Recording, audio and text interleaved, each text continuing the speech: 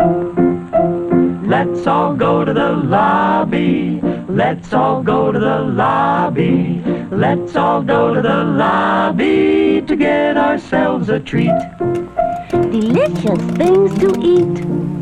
The popcorn can't be beat. The sparkling drinks are just dandy. The chocolate bars and the candy. So let's all go to the lobby to get ourselves a treat.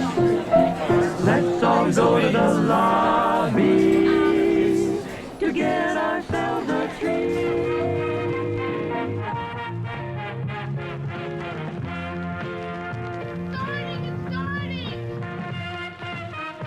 I'm a fan of classic movies.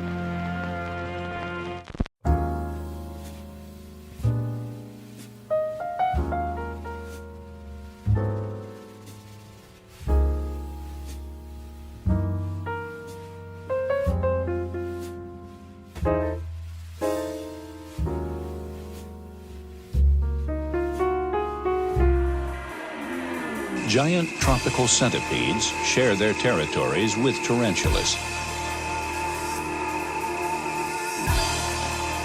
Despite its impressive length, it's a nimble navigator, and some can be highly venomous.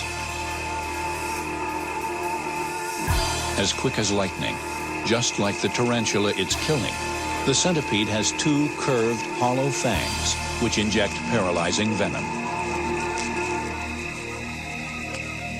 Even tarantulas aren't immune from an ambush.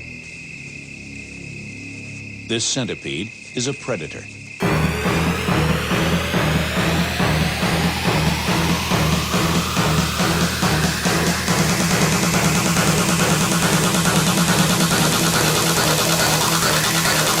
Centipede.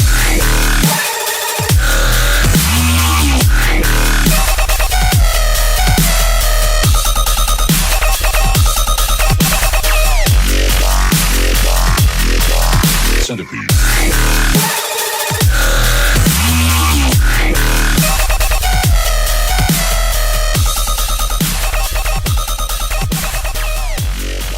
Hello and welcome to Overlapping Dialogue, a podcast of double features dedicated to programming the finest, most eclectic, and downright bizarre film pairings and cataloging the discussions that ensue.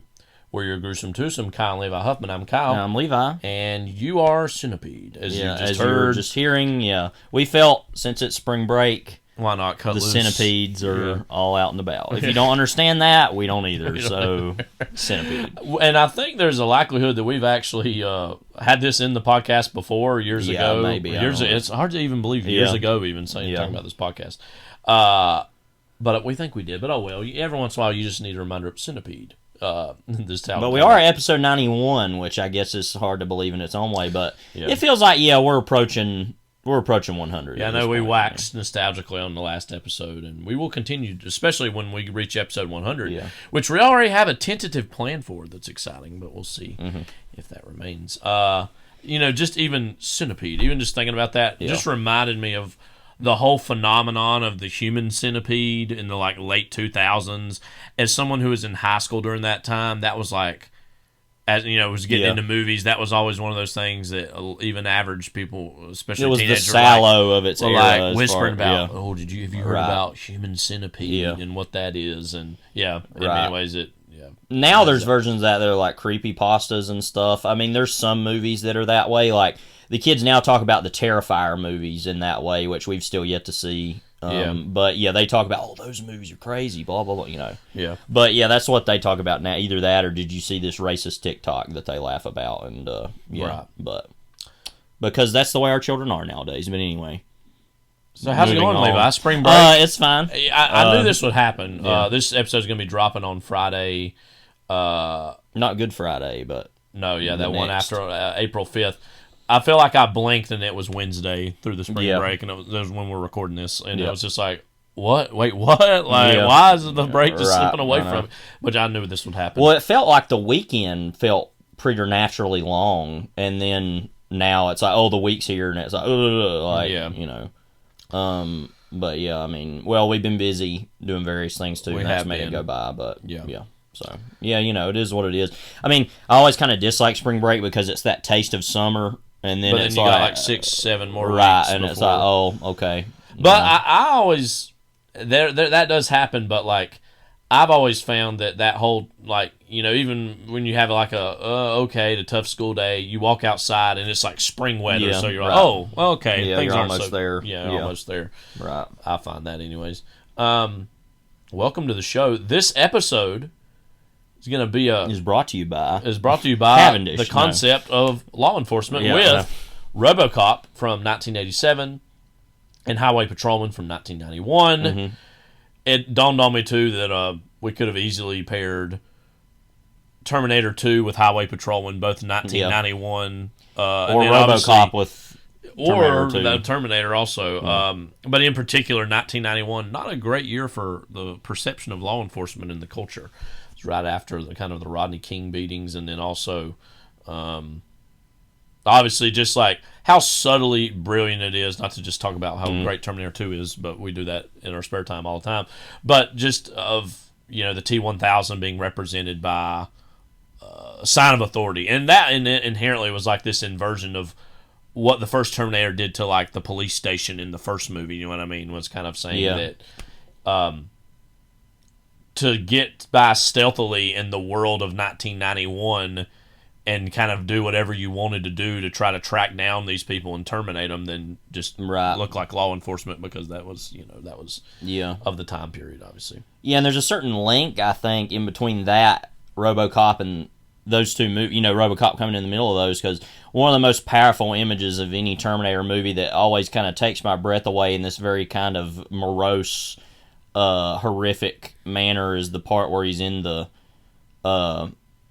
and we had seen this before in the movie a little bit, maybe, or maybe not, but there's the part where he goes in the police station, he's shooting everybody, and then it goes to his perspective with the like red, and he's holding the machine gun, and the cops like shooting at him, and then he shoots him through the wall, and it's this very kind of slow motion, oppressive, loud moment that actually may be the first moment in the movie where you see his perspective. I can't remember, but it's just there might be some stuff before that. Yeah, but it's just a very shocking moment to see.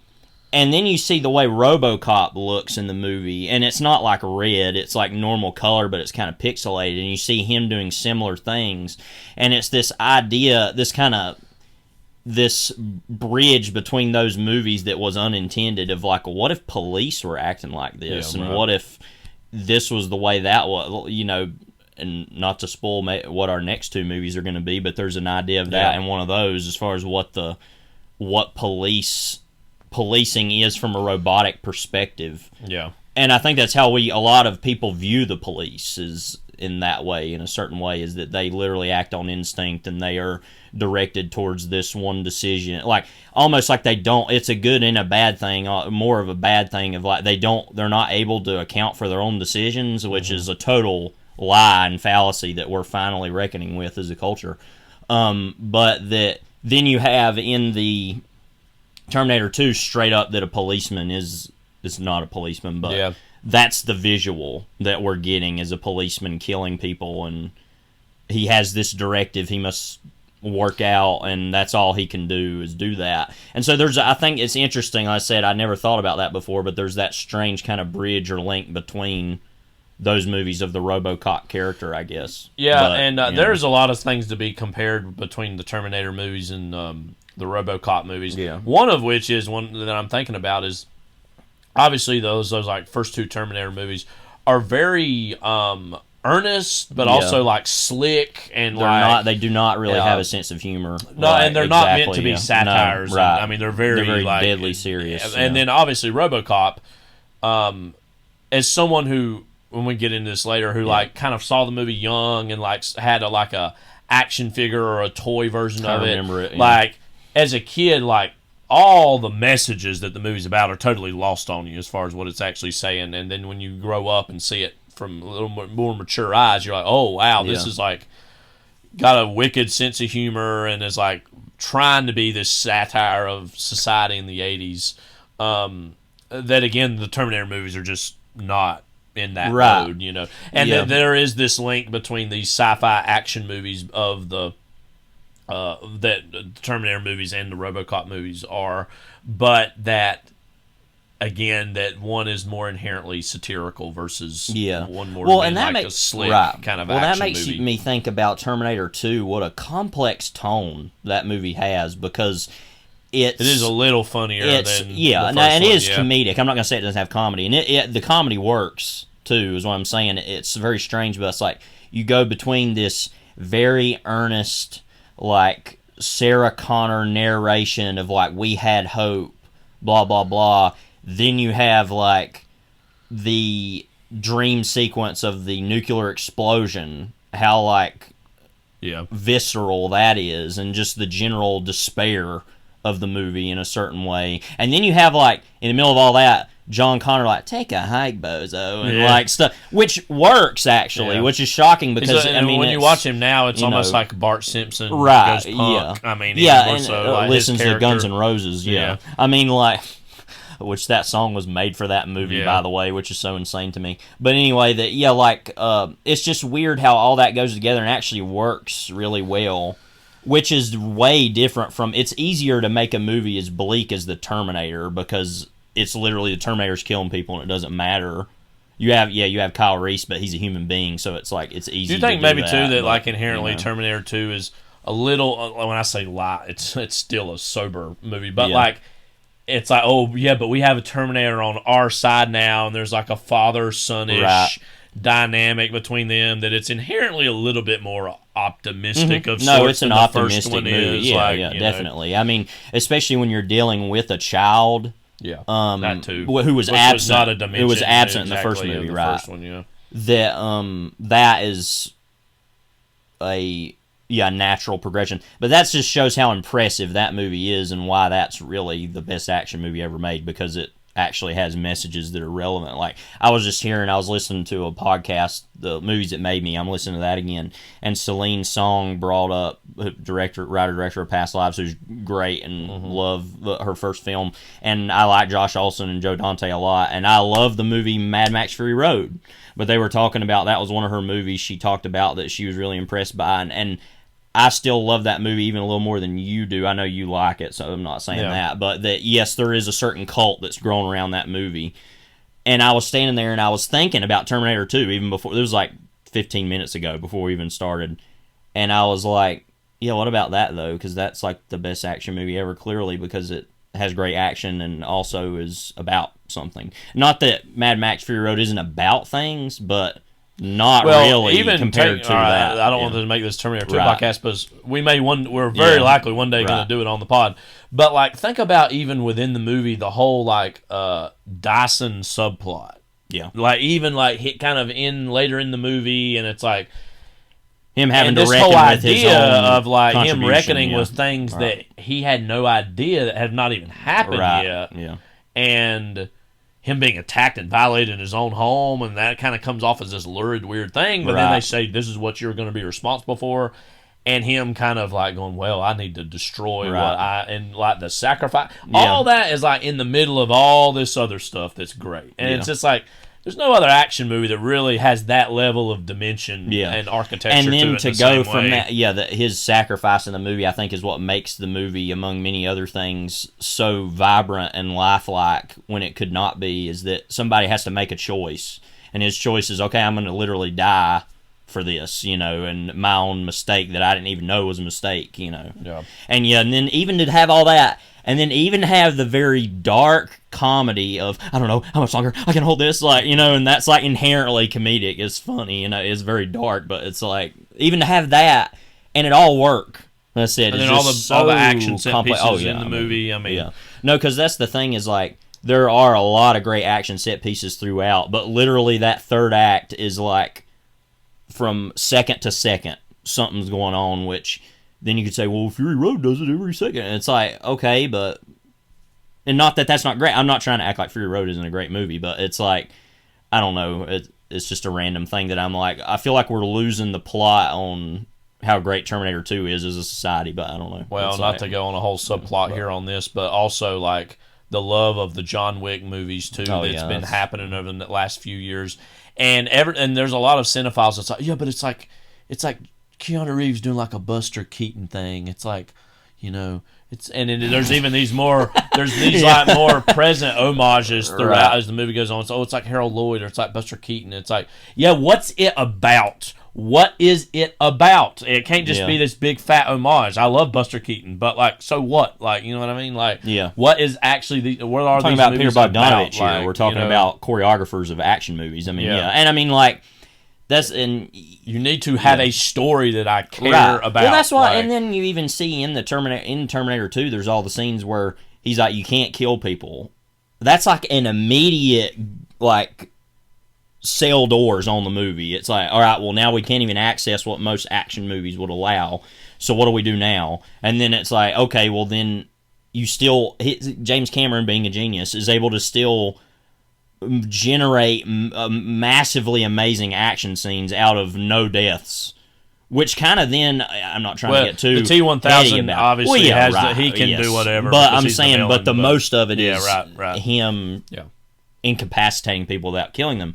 And then, not to get too heady or too pretentious, but then that makes you think about action movie violence in its own way and say, well, am I really into all of that, watching people die when this is as good as it is and they're not? Like, and I don't know, it's just, we'll talk about that movie later. But anyway, I guess we can jump to. I want to talk about the before we even get to the Blue Plate Special. I want to talk quickly though about RoboCop and Highway Patrolman, which I think actually is a great double feature that I wasn't expecting as much as. Yeah, so obviously we had seen RoboCop before. We had not seen Highway Patrolman. Mm-mm.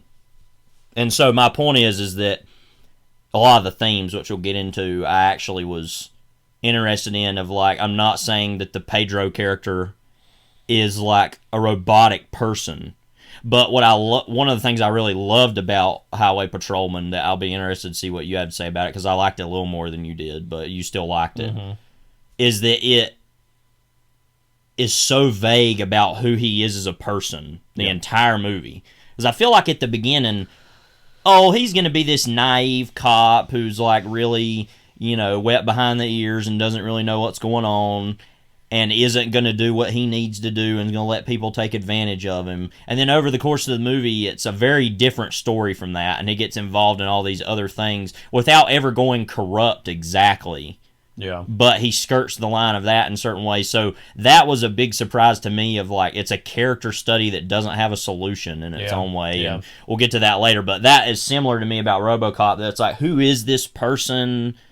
What are they really robotic? Is there a soul still in this person? Like, I found that to actually be a very similar. Both in their own ways are about the dehumanizing nature of law enforcement, which is inherent to that. Right. RoboCop makes it much more literal, because he's literally like a human being who's near death, basically dead, but then brought back to life through this kind of cybernetic android-like robotics. It's a very serious moment. One kind of funny moment is when they're like doing the surgery on him, trying to save him when he's dying, and the camera's like right up on his face, and he's like laying there, and it's just like very like uncomfortable to the point of being kind of funny. Obviously, like, Highway Patrolman goes about a more subtle way. I never thought Alex Cox would go about anything a more, quote, subtle way than anybody. I'll say if it's him and Verhoeven against each other, I could see him being a little more thoughtful. True. But not that I don't like Verhoeven too. I'm just saying but But anyway, it turned out to be I thought I think we assumed it would be a good pairing, but it turned out to be, I think, quite good, which we'll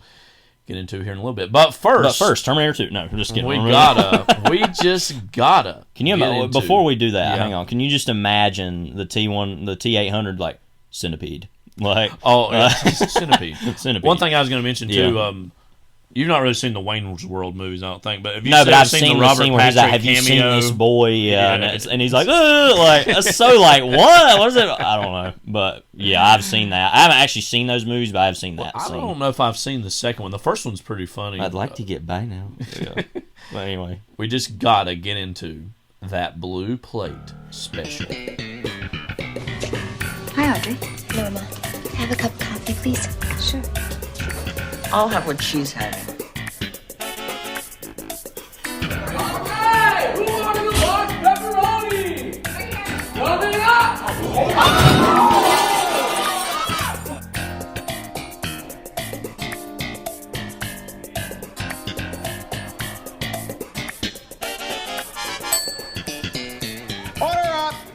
your commode chock full of Dookie and Love Lies Bleeding is right here. But don't eat it. That'd be weird.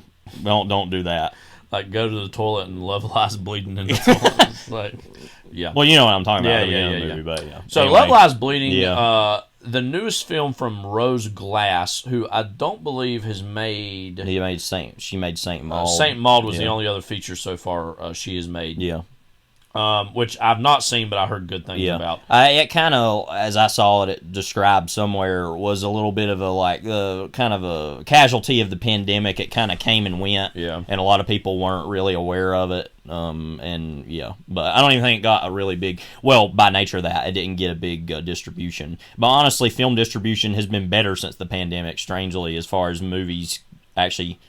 Independent movies actually being seen in theaters more. Well, and then also, as much as we bemoan it, they're more accessible on streaming than they've ever been. Even too. But but especially even getting to see a movie like this would have probably proven difficult 5 years ago in the Hickory AMC. Of course, a new here on Wikipedia it categorizes as a romantic thriller. It's a neo-noir film. Neo-noir crime thriller romance surrealist production. It gets surrealist later in the movie, which we might skirt around and give a brief spoiler for. Set in 1989, it follows the relationship between a reclusive gym manager who's part of a crime family and an ambitious bodybuilder. Very vague. It's basically a lesbian love story in a neo-noir context. And what I really like, Levi wrote a review about it. Maybe you can expand upon this here. That kind of set it in perspective of other movies that have recently been set in the 80s as period pieces. And are taking a much more darker, sometimes nihilistic, morose perspective of that time period, which isn't as nearly as celebratory as maybe some things a few years ago might have been, which shows you we're coming to the tail end of the 80s, not 80s nostalgia period, but like we're certain get into the 90s, a certain era of 80s nostalgia. Yes, and we've already had certain things that have been 90s nostalgic, but we're going to very likely have even more. We'll eventually be getting into the 2000s nostalgia, which will be very strange for us, I know, as people who went through it and lived through it. Yeah, we haven't seen Southland Tales yet, but I already feel like that movie was made now about then, and I'm going to go back and see it and be like, oh, the 2000s nostalgia? Right, but it was made in the moment, which I think it's slightly in the future, but it's very much like War on Terror era of America. That movie stars the final boss, too. But I really like this movie. I mean... It's kind of slight. I don't know if it does many things that I'm like, oh, that's totally new or groundbreaking. But, as far as a neo-noir thriller coming out in 2024 is, got a great cast, a simplistic enough premise. I don't think it makes as many twists and turns as sometimes these movies make, which I think might be to its betterment, not its detriment. But, it's light. When I say light, I mean it's not something that is coming away and trying to take away all these heavy. I mean, just it being kind of a, I feel like this movie was made 5-10 years ago. The lesbian love story aspect of it would be more talked about, but we've kind of just grown more and more accustomed to that being a norm. And neo-noir genre tropes being upended, which I think this does successfully, but and Ed Harris in this movie is the villain, and his hairstyle specifically is something. Literally, I saw that and immediately busted out laughing. Like I didn't even know about that at all, and was like, "What is this?" Like, but I quite like this movie, and again, I'm a big fan of Kristen Stewart in general, and I thought she was terrific. And again, I'd never really seen Katie O'Brien before. She was terrific as this, just because she plays this character you're never exactly sure what she's going to do, and she clearly has, probably the character has like some various forms of mental illness that she is masking or hiding within her bodybuilding. We heard that when she talked on the phone to her family, that clearly there's something going on there that's never fully explained about why she left home and right. So and then that literally her rage is released through steroids, like literally roid rage in its own way, and like that is she becomes superhuman, basically like the She-Hulk or something. Yeah. Which is part of the surrealist aspect of the movie. Is there a lot? Somebody described this as like David Cronenberg directs Pumping Iron. Yeah. It's very similar to that. It had a certain body horror aspect to it that was subtle mostly throughout the movie, and then towards the end it becomes much more obvious and literal. But I did appreciate that it felt like a lot of things in a blender. Yeah. So much so that, and we'll talk about this later probably in another way with Late Night with the Devil. Yeah. Another movie we're going to be talking about that's new. They would actually make an interesting double feature, set in different time periods, but there's certain similarities that maybe have. But it feels like something it's a lot of things that's in a blender, and you can kind of sort of pick out and taste all the little things. And it doesn't feel like sometimes enough of its own thing, but nonetheless, it was an entertaining time at the movies. What did you take away from Love Lies Bleeding? We compared it a lot, too, in the moment to Bones and All, which we really liked, and I think that movie has even grown in my estimation. That's one of those movies that we liked at the time, and we probably talked about it here at the time. Yeah. And, but ever since I saw it, it's a Thanksgiving movie, release. Yeah, 22. It makes me laugh, This is a very not Thanksgiving movie, but Yum Yum Eat 'Em Up. Yeah, but it is, it is something that I've actually thought about and has stuck with me. What was so impressive about that was Luca Guadagnino also making it a period piece and making it feel very 1980, like pulling random punches and doing things that were like, oh, okay. Like, wasn't it set in the early 90s, I think? Oh, no, maybe that's right. But whenever it was, it like felt very... No, you're right. It was in the 90s. But it felt like it was that time period. Now it says in the late 80s. It was... Yeah, I thought it was... okay. I don't know why but, I felt like... Anyway, what I liked about Love Lies Bleeding was it felt like that in a certain way, but... what was it you were referring to I had said about... Well, you're talking about it as an 80s reflection, but also... I know something else you'd written about was how it subverts noir tropes in a certain way, and then almost it casts Ed Harris as the femme fatale, which I'd never even thought about until you wrote that, and I was like, oh, that's actually very true. Well, it reminded me, I felt that way. I'll get to the 80s thing in a second, because I want to talk about that a little bit. But, yeah, with the Ed Harris thing, that reminded me especially of Detour, the scene where he picks her up and is like, you can leave if you want to, but I'm the only one that can help you. It's like this weird, like, he's driving the car, like the guy in Detour, but then he's the, is it Ann Savage? What is the name of that actress? I think so. That she is like, I've got you by the balls, and so you need to do So he's this, really this, more and the this. passenger. That way. He's hostage. Right. Hostage. Yeah, Ann Savage and Tom Neal. Right. But, the Ann Savage's character kind of remind me of, and it's very much like a crime figure. I mean, he's very much like a mob boss type. But it's weird to see him in, like, this... It's like he's kind of slinking around, and he's not implicating anybody yet, but he's kind of, like, waiting for his moment. Yeah. And he's like, okay, now I'm going to exert this control. And a lot of people look at that and not see the femme fatale, like, trope, but I felt like that kind of thinking about it. Because I was thinking first of it as, like, a, lesbian love story in a neo-noir context, because this is not the first thing to do that either, but and I was thinking, well, then what is Ed Harris then and all that? And I was like, well, he's kind of like the femme fatale in a weird way, like, or as Nico once sang, the femme fatale. But anyway, I was thinking about this movie in context of the 80s. We've seen a lot of movies made really the last year and a half, especially about the 80s, like Cocaine Bear, Lisa Frankenstein, which are both more comedic. But especially the Iron Claw, this reminded me a lot about, and I think partially because that's in its own way a body horror movie too, but that, like, the way it looks, like, these movies that are made in the 80s now, and I don't think Bones and All fits into this, because I think it actually looks really good, and I like the way that movie looks. But I don't actually really like the way the Iron Claw looks to look at. I think that's the strength of the movie in its own way. In my head, like, my memory is just like a lot of shadows and darkness. And it's like there's like a dust and a cigarette smoke over everything, like, but in like a, not in a nostalgic way. It's like the whole thing looks sick. Yeah. Like, And this reminded me of that in a way. It wasn't exactly that, because this was more inherently colorful, and it has these surrealist touches that get into the movie too. Yeah. But it reminded me of that in the sense of, the way that the 80s is being portrayed now is not so much Stranger Things. Yeah. It's more this, like, dark. Do you think this is like a backlash or a reaction to that in some ways? It could be. I don't know if it's a purposeful one. Like you said, it might be a natural 80s nostalgia gone awry as far as saying, well, this is what the 80s was in its own way, like, that kind of thing.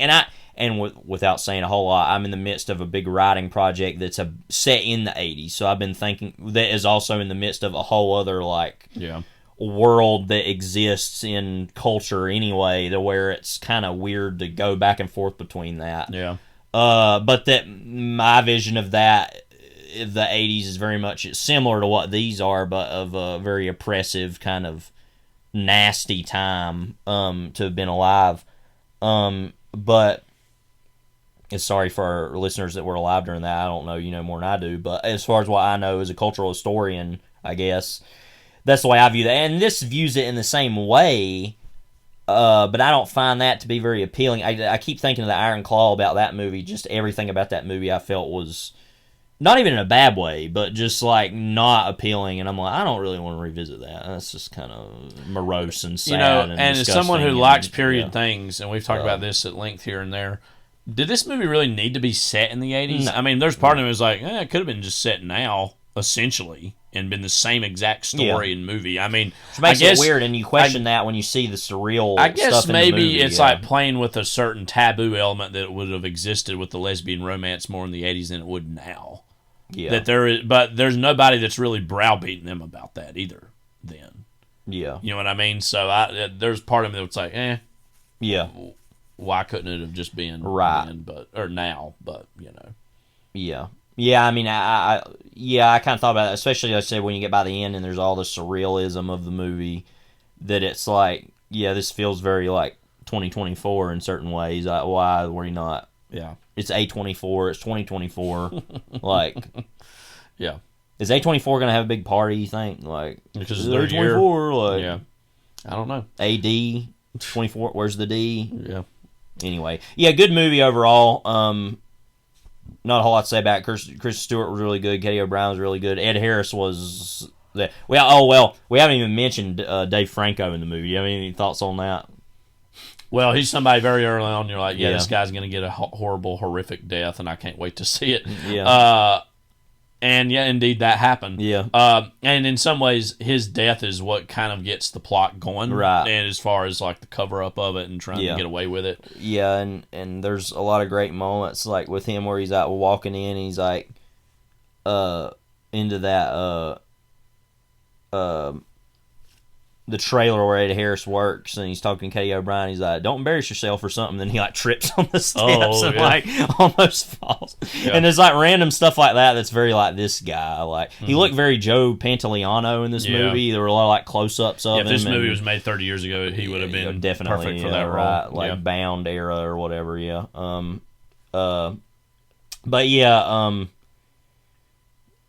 He was an interesting like whole character. I was very like, what is this like? And but yeah. So overall, good movie. There was the one scene where they're in the restaurant where he's like freaking out. Oh, he's like, something gets spilled on him, and his wife's trying to like clean it up. He's like, "Don't rub my D in here" or whatever. Like, and everybody's like, yeah. Well, we got to talk a little bit about Katie O'Brien literally becoming, spoiler alert, for about 5 minutes or less here.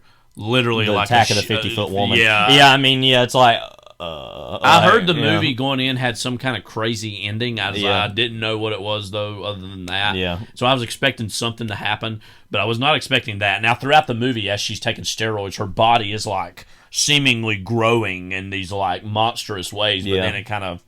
But it's the power of love that makes it go all out. Yeah, so she literally becomes, like you said, like this gigantic woman who, like, Ed Harris's face, by the way, when that's happening. He's, I think that's a swing that works. I mean, I could see myself going, whatever, and just like thinking it was dumb and moving on from it. But I thought it worked. I thought it was I remember the moment he had his freak out and was smashing stuff in his office, and he picked up a bug and just ate it. Oh, right, yeah. That was just so random. Like, yeah. what? What was your Like- reaction, though, to that moment where she literally becomes Oh yeah, I was giant literally woman? like, I mean, it made sense by that point in the movie. I was like, okay, yeah, I guess. Like, I mean, what was weird about it was that it was happening in the location it was happening in more than anything, in front of this big house, and like, no one's there. But yeah, I mean it. And then the very end, also with that whole character that's real annoying that we thought was dealt with earlier in the movie. They got wrapped up in the rug. A lot of rug wrap ups in this movie. You know, but yeah, so the next movie we're going to talk about, we just saw yesterday, Late Night with the Devil. I actually have a lot of thoughts about this, and we haven't really talked about it totally formally yet. So, supernatural horror film, written, directed, and edited by, I think, a pair of brothers, Cameron and Colin Cairnes. I'm not sure how you say that. Cairnes.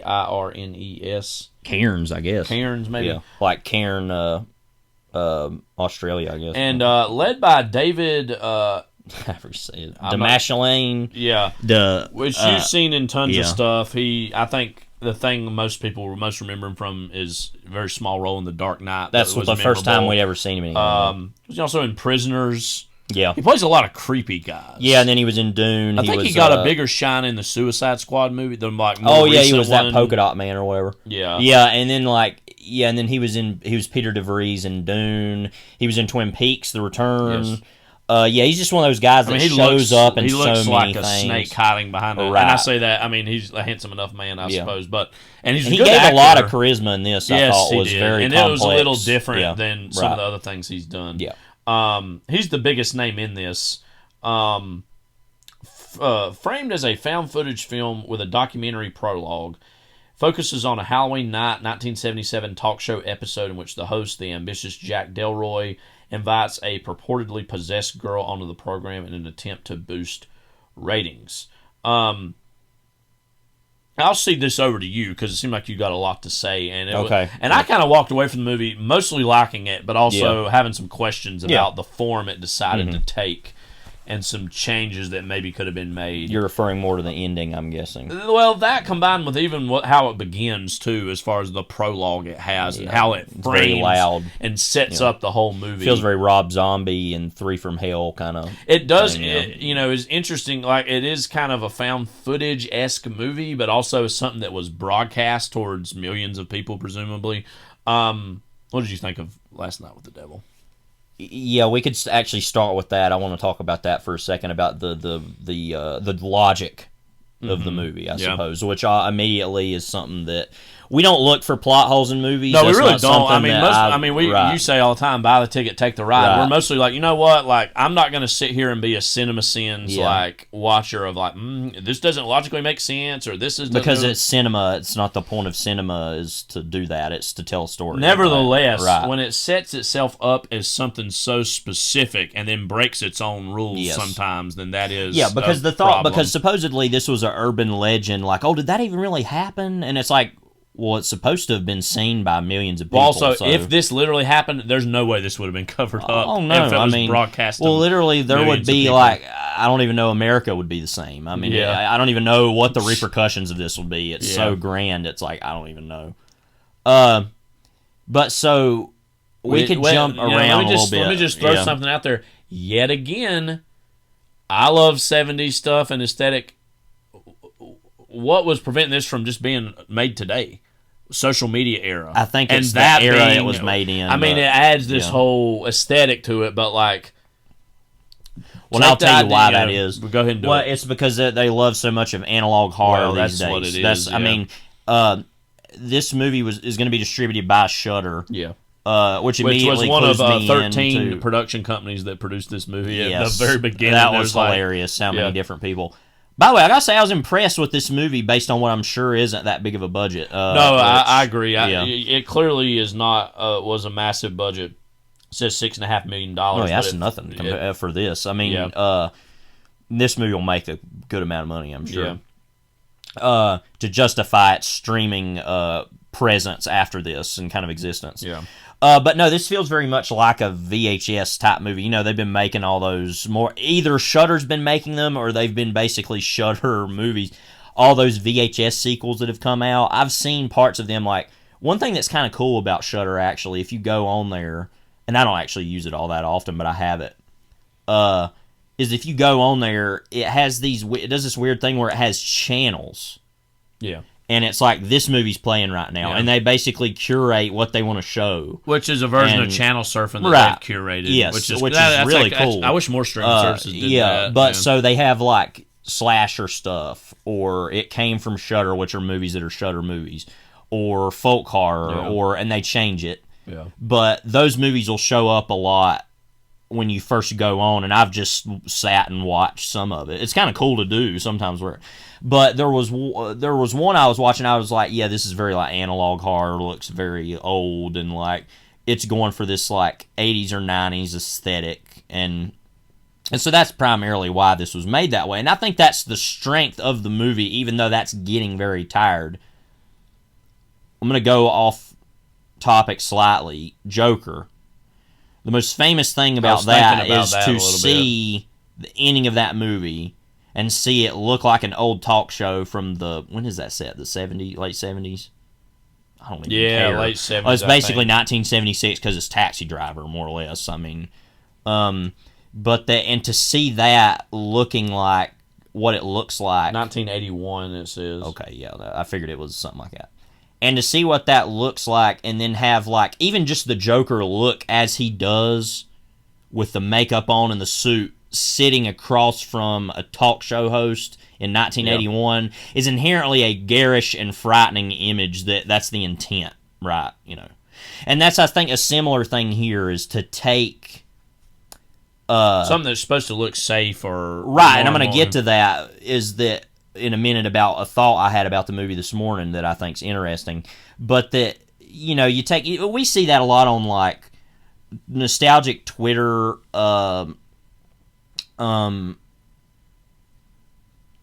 accounts that have, like, here's this random Halloween special from the 80s, and it's like Soul Train or something, or some version of a show like that, and it's like people dressed up and they're dancing and the disco stuff, and it's like, we love looking at that stuff. Yeah. We love looking at the Halloween spirit and all that stuff of, like, older generations, the way that Halloween was presented. WCW Halloween Havoc. Right.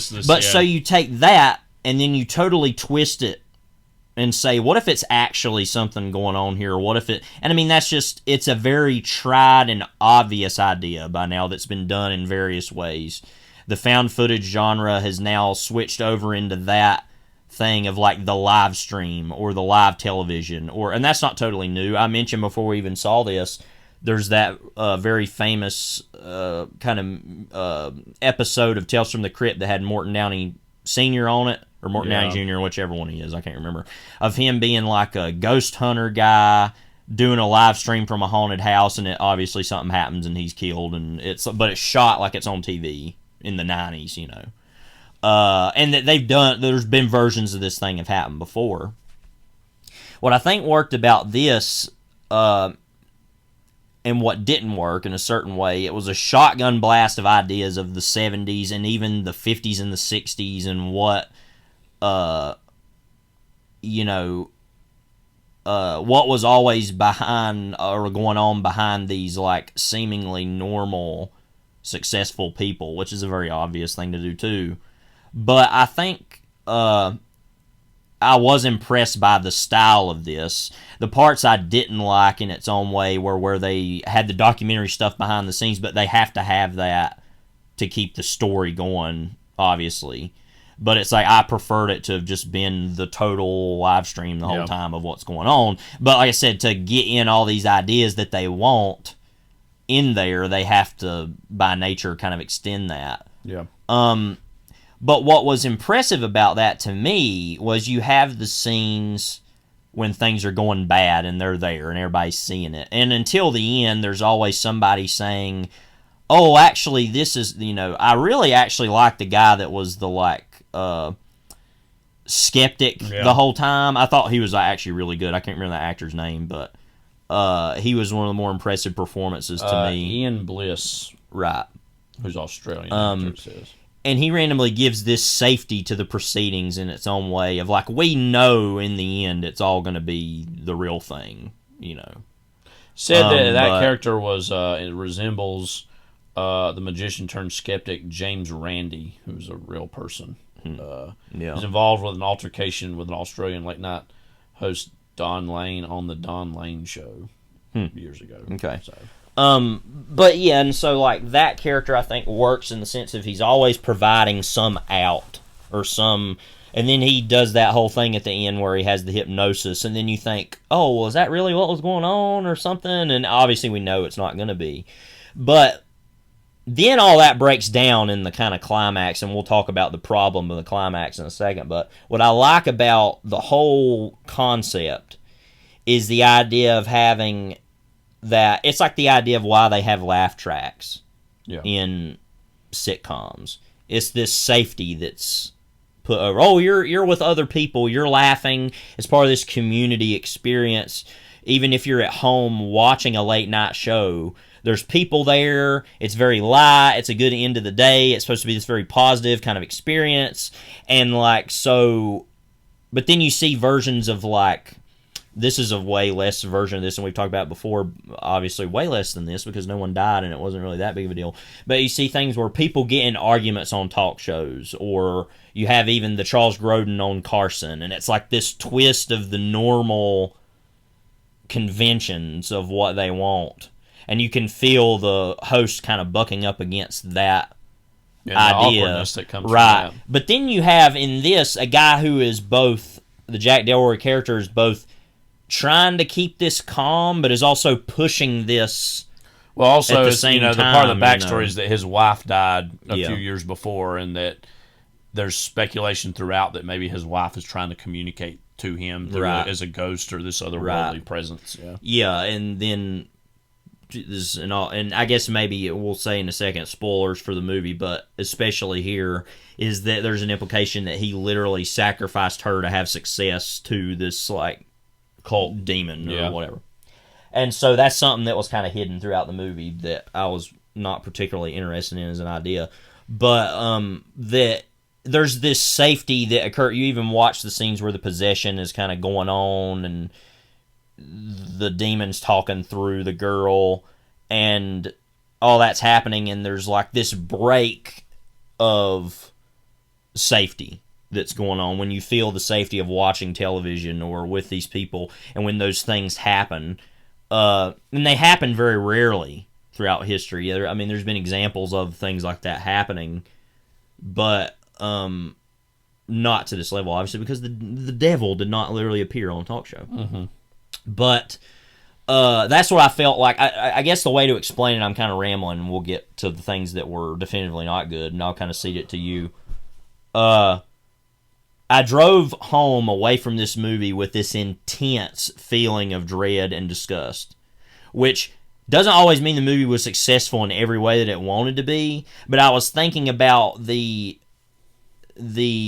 not only some of the thematic implications, but the aesthetic implications of what this was, and I felt this intense like stress from that, which made me like the movie more than even probably it's worth. Means it had an effect. But I was very like thought about this movie for a good couple hours after I saw it, which is not something I actually do with horror movies very often anymore. I find that fascinating because I walked away from it and I was like, okay, and then it, just totally turned my mind to other I things get that and too. I won't say forgot about it, but was like moved on, and but that shows you that for you, the aesthetics did have that chilling effect on yourself. And so to say that the climax of the movie when the demon goes haywire and starts killing everybody, those visuals literally look like a Shudder original thing. The way those things are starting to look now in movies, if it felt like, that looks like a Shudder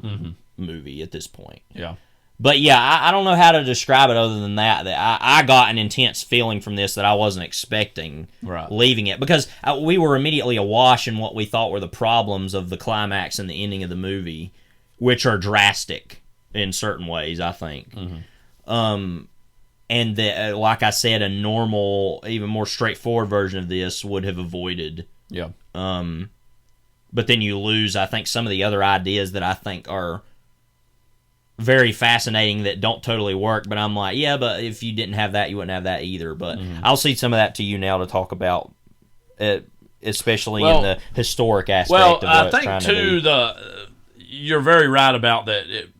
It was going for this analog horror thing, which is very hot right now, especially online, and there's a lot of online attempts to make short films and whatnot on YouTube and other places to like recreate. Yeah. I think a blending of like a certain generation of horror filmmaker who came up maybe in the 80s and the 90s and we're looking back now on even those eras and eras before that and are trying to fill in the gaps of terror they felt on watching things late at night on TV when they weren't supposed to be, and are melding how they felt with what the literal just aesthetics of the time were, which were not inherently, quote, bad or horrific, but the gaps in those things were where the nightmares resided for a lot of these filmmakers, and they're trying to recreate that by blending those two things in a more direct way. So I understand that. And kind of in the 70s aspect, making it a literal manifestation of what if everything just collapsed like it could have, it felt like. Yeah, in so the in the prologue, which I think weirdly is one of the problems I have with the movie, is setting up the craziness of the 60s and the 70s, and this movie in some roundabout way had to be pitched as The Exorcist meets Dick Cavett, because it's taking those two things about exorcists and demonic possession and all the satanic cults and fears of those that were happening in the 70s and extended into the 80s. And like a talk show format like Dick Cavett or something like that, where it's not exactly your most traditional talk show of joke, celebrity guest, musical guest, end it. Dick Cavett obviously was different because he was like, it was more intellectually minded than something like Carson was supposed to be, in part because of the audiences they had. But and the Carson audiences were dumb. And so the whole movie establishes that this is a little intro on Jack Delroy. This is this one particular broadcast that happened, and implied, I don't remember exactly what it said, it basically implied that the footage had never been seen outside of maybe its original broadcasting. Did it say something along those terms? Something like that? And that we're going to show you the fully uncut version along with some behind-the-scenes footage, and like kind of sets all this up, which is like a very intriguing prologue.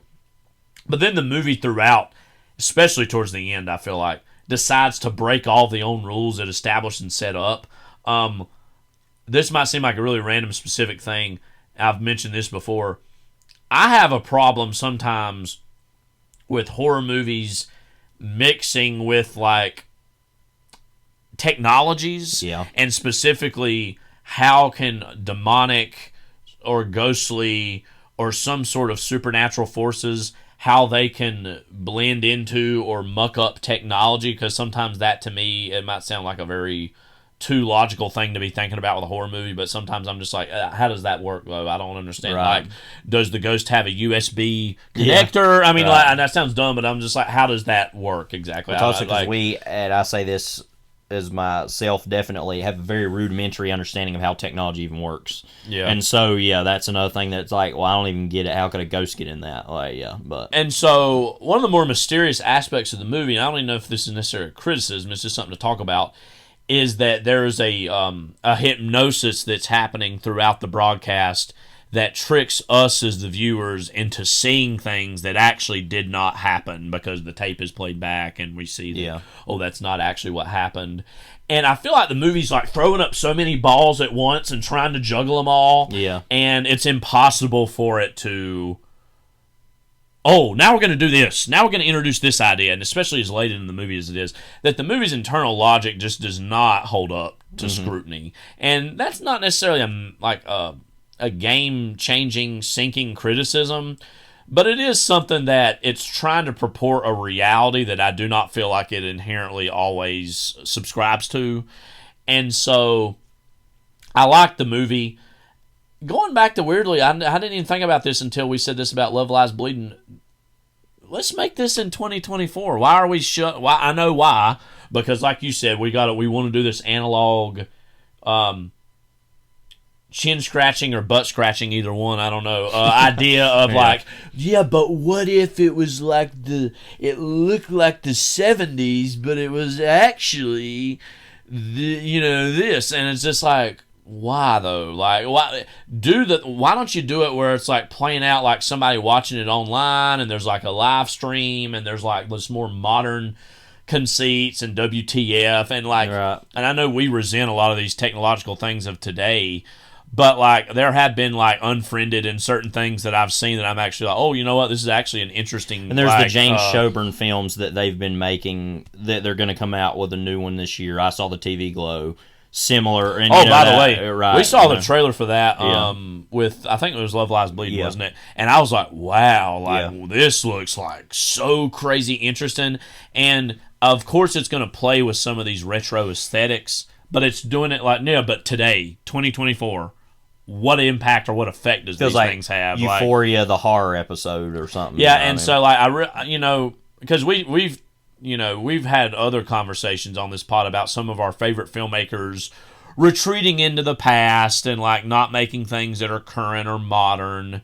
And I think the same can be said for some of this analog horror stuff. It's like a larger trend or thing. Because I think sometimes maybe these filmmakers, these artists, they see technology as limiting, and that it's like, oh, how can you make a modern horror movie with all these modern... you have cell phones and you would hypothetically get out of certain situations, but like there's still a lot of horror to be mined from that. And I feel like this movie tries to have its cake and eat it too by like doing this retro horror thing, but then also like breaking a lot of the own rules it establishes. And then to the point where I'm like, why don't you just do like if a literal demon came on the Jimmy Fallon show and his obnoxious like just presence and how interesting that would be, as opposed to this kind of more studied, like, thing, and then, like, how the movie ends and resolves itself. There's no way any of this would be kept secret in any way. It might have been more interesting, too, I was thinking about this, if the movie did a whole, like, we're making a documentary in 2024 about what happened in the 1970s, and literally basically the same story, but it's, like, more in the past tense, and it's attempting to solve these mysteries about what happened, and it's more shrouded in mystery as opposed to showing all of its cards by the end, if that makes any sense. Yeah, and I guess we can talk specifically about the literal climax of the movie, which is implied to have been a hypnotic state.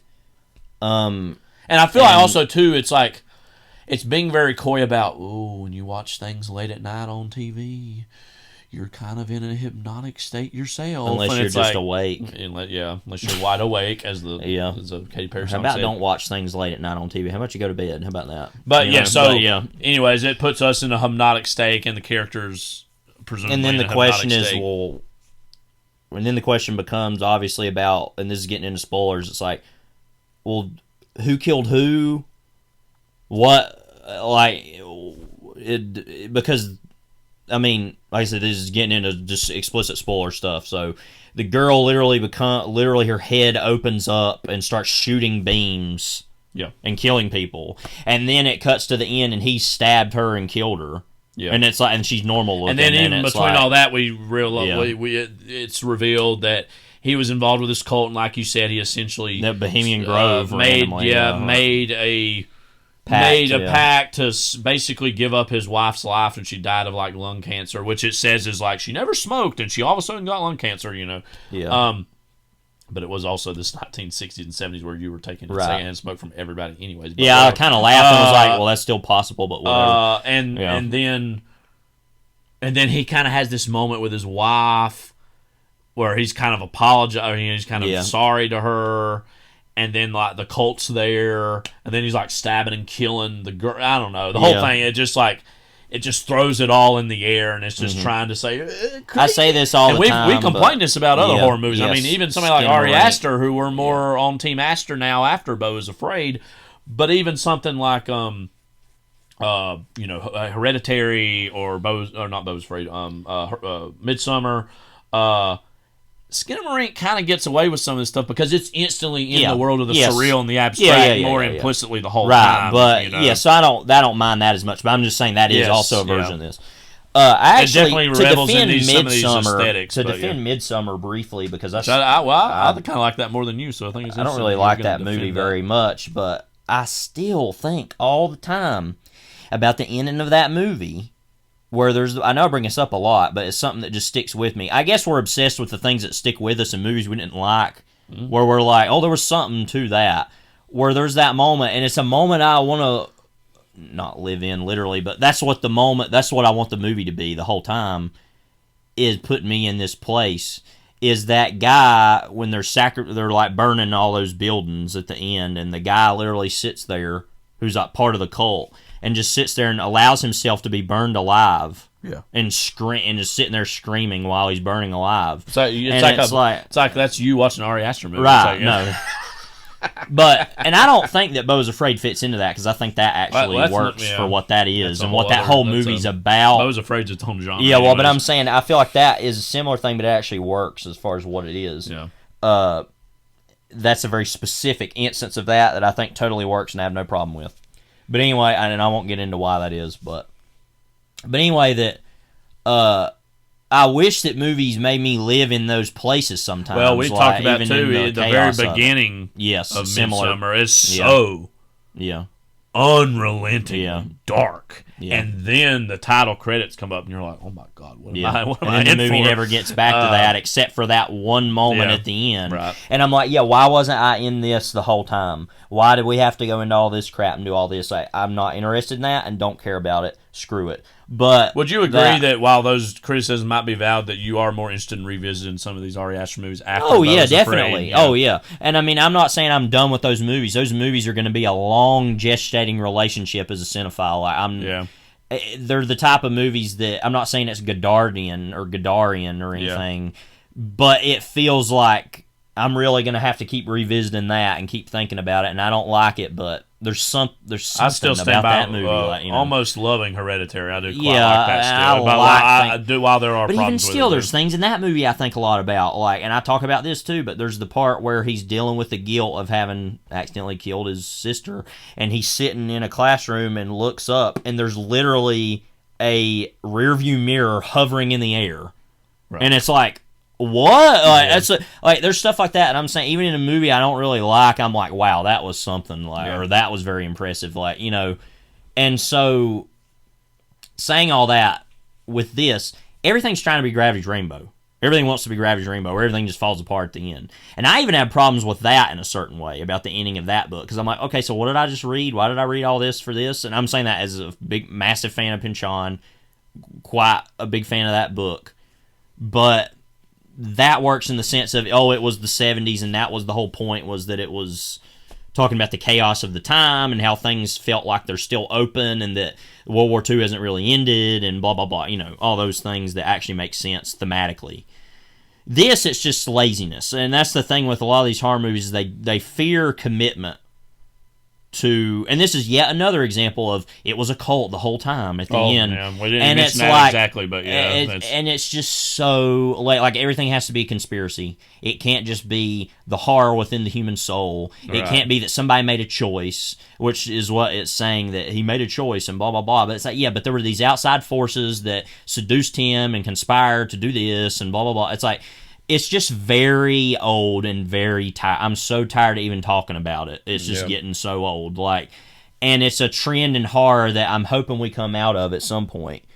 But it's, going back to the Human Centipede randomly, it's like how that second movie of that was trying to do this whole Scream 2 thing, where it's like, it's a guy was inspired by the movie to do blah, blah, blah, or whatever, and it's like, that's just such an old trope, too, of, that movie, it was actually a thing, but here's what it is in real life now. It's like, I don't care, it was a movie, and it's trying to make me feel uncomfortable, and it's not working, and so that's what I'm saying, is that what makes me more uncomfortable is something like Midsommar, where you truly see the depths of a person's ability to be evil and commitment to evil deed, and that's a choice I'm interested in, not somebody who is made into. And even something that works about Midsommar is like, that the main character is still making a choice to be like, yeah, I truly am angry at the world and I'm angry at men and here's what I'm going to do. Yeah. It doesn't feel like, oh, she's been tricked into this. It does feel like, yeah, she's making a choice to go along with this. Whereas with this, it's like, oh, I was tricked by the devil into sacrificing my wife, and now I'm famous because the devil has been seen on television. Like, just very like, what? Like, why? Who cares? In a certain way. I'm just getting really tired of we don't know what to do, so here you go. But again, into a horror movie. What do you think about the hypothetical that what if this was made like a 2024 documentary about a 1970s talk show host who may or may not have made a deal with the devil and or this cult, his wife's death, and there was the final episode which never aired, which we'll show you some clips of, that might have been an indication that indeed happened, and there was more in shadow, weirdly, than it is in this movie where it kind of puts it all out there. Because it's literally live, so it's like, and also there gets to a point at the end where there's all these extra cameras shooting people's deaths. It's like they're cutting this immediately. There's no way they're going to let this go on. And again, we're open to things going abstract and kind of breaking rules sometimes, but it sets it too much in this is what happened, and then it's breaking its own rules, and it's just, again, that just... And you can't tell me, oh, they're so shocked they're going to sit there and cut between the different... Now, there is a part of my brain that likes, what does it say towards the end, where it's like a 70s title card of like technical difficulties or station interruption or something, and then it starts to melt. Like, there is a part of my brain that's like, oh, that's kind of cool, but like... It doesn't. I don't know. It's just not motivated by any meaningful story. That's another exemplification of the safety of the caution message being literally eroded by. Yeah, it's not safe. Yeah, So it's like it's all. It's the all depth of that idea is like this big. Yeah, it's just. It's not thick at all. Yeah. And it's just. It's fine. It was a fine little movie. I mean, I feel like we're being a lot more negative on it than. And no, exactly. I think there are valid criticisms to say about it, and we have. But I mean, it put me in a place and made me feel a certain way that even in the midst of the stupidity of the ending, like I was still. It's weird. I wasn't thinking about the ending of the movie so much as I was things that happened before it, and the feeling of dread. By the way, what was up with the skeleton? Why did nothing ever happen with Skeleton? No, but he was like in the cult at the end. He was like, and I was like, wait, what? Like, no, but the whole time we were pointing at this guy in the audience who was a skeleton, and he was not reacting at all. And we were like, well, and then it did that, and I was like, yeah, but what was going on there? Yeah. Like, I literally thought, oh, is the devil literally going to show that it's been sitting there the whole time or something? And like, that's sort of what I thought, and then it didn't happen. So it was like, whatever. Yeah. But yeah, I think, and even adding to your idea of the way to do a movie, and this might even be too much, then you add on stuff about the guy making the documentary of, is he being influenced or something going on with him, and you kind of do that way. Maybe he's making the documentary to conjure his spirit or something. Right, or whatever. Like, he's actually part of the mission of what he was trying to accomplish. I mean, there's a lot. And then even that, I don't know. I just feel like, again... Yeah, sure, we kind of like to see something from the past, but done in a kind of creepy, scary way. Judging too? Can't wait to see it. Yeah, but in the end, it's like, I don't know, like, A, you didn't totally follow the rules you set up. B, why don't you just do this set in the modern day even too? And again, I like period stuff, don't get me wrong, but like, as people who love the past and love history, like, there's a lot of cliches and tropes that these things are playing into with that. So, overall, good. I like it. Well, we're using this to talk about some bigger things than just this movie. I know, but yes. I'll leave it with it. Put me in a place that I didn't like being in, which I like that about it. That it made me feel a certain way. Speaking of RoboCop, no, I'm just kidding. Yeah, it made me feel a certain way that I appreciated. Right. That doesn't mean it was successful. Yeah. I mean, but especially by that ending, I was like, okay, yeah. And then it says end of transmission. It is done. It's like, yeah, I was thinking yet again. I'm like, so they have the power to come into the TV. So the devil went into the TV and went, it is done. Like, now, don't get me wrong. I do believe in Satan. Yes. I do believe in God. I do believe in supernatural transpirings have the capacity to happen. But I will admit to watching, like, specifically movies, but even in real life, thinking about, like, but is Satan literally going to get into the Facebook app and send me messages through Facebook. There is a certain that logical strain that on that. also is a way to, and I think this is a serious. I'm being very serious when I say this. I think you agree. That is a way to, and this is something in Christianity that's a problem, to divorce human action away from sinfulness. Yes. And to say, no, only the devil's acting through that. It's like, well, not in the way that you think exactly. I think it's more of a, he can influence people to do things. That doesn't mean they didn't make the choice. You know what I mean? Yeah. So it's like, that is this way to divorce people's actions from themselves and not take accountability for human evil. But anyway. Anyways, go see Late Night. Yeah. Now, I mean, we liked the movie, Levi a little more than me, but, you know. More on the aesthetic. It got me the way it wanted to get me, is what I'm saying. Well, also, but I guess these directors are new. And I wonder if they're Australian, too, because I'm seeing a lot of stuff about Australia kind of throughout the movie. Or their names. We haven't even mentioned this. There's a slight controversy that's actually been happening about this movie, that there's been AI-generated artwork that was used throughout.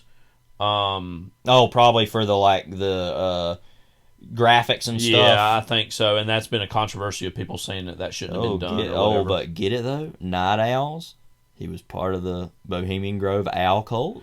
I was thinking about that later on. I was like, oh, that's like a way to I want to see a legit Bohemian Grove horror movie though. That would be something. I was like thinking a lot. Just watch Nixon's presidency. I think that's it. Yeah, that was, I guess that was. Yeah, but anyway, we can get to RoboCop now, I reckon. Speaking of insanity Nixon, on TV, I'll buy that for $1. Yeah. Here's the trailer for 1987. Gonna shove enough of this snow up your stupid wop. Anyway, RoboCop.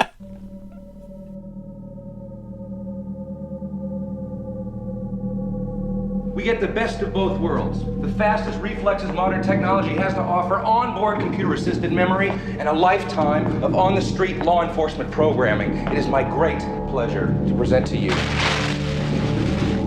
RoboCop.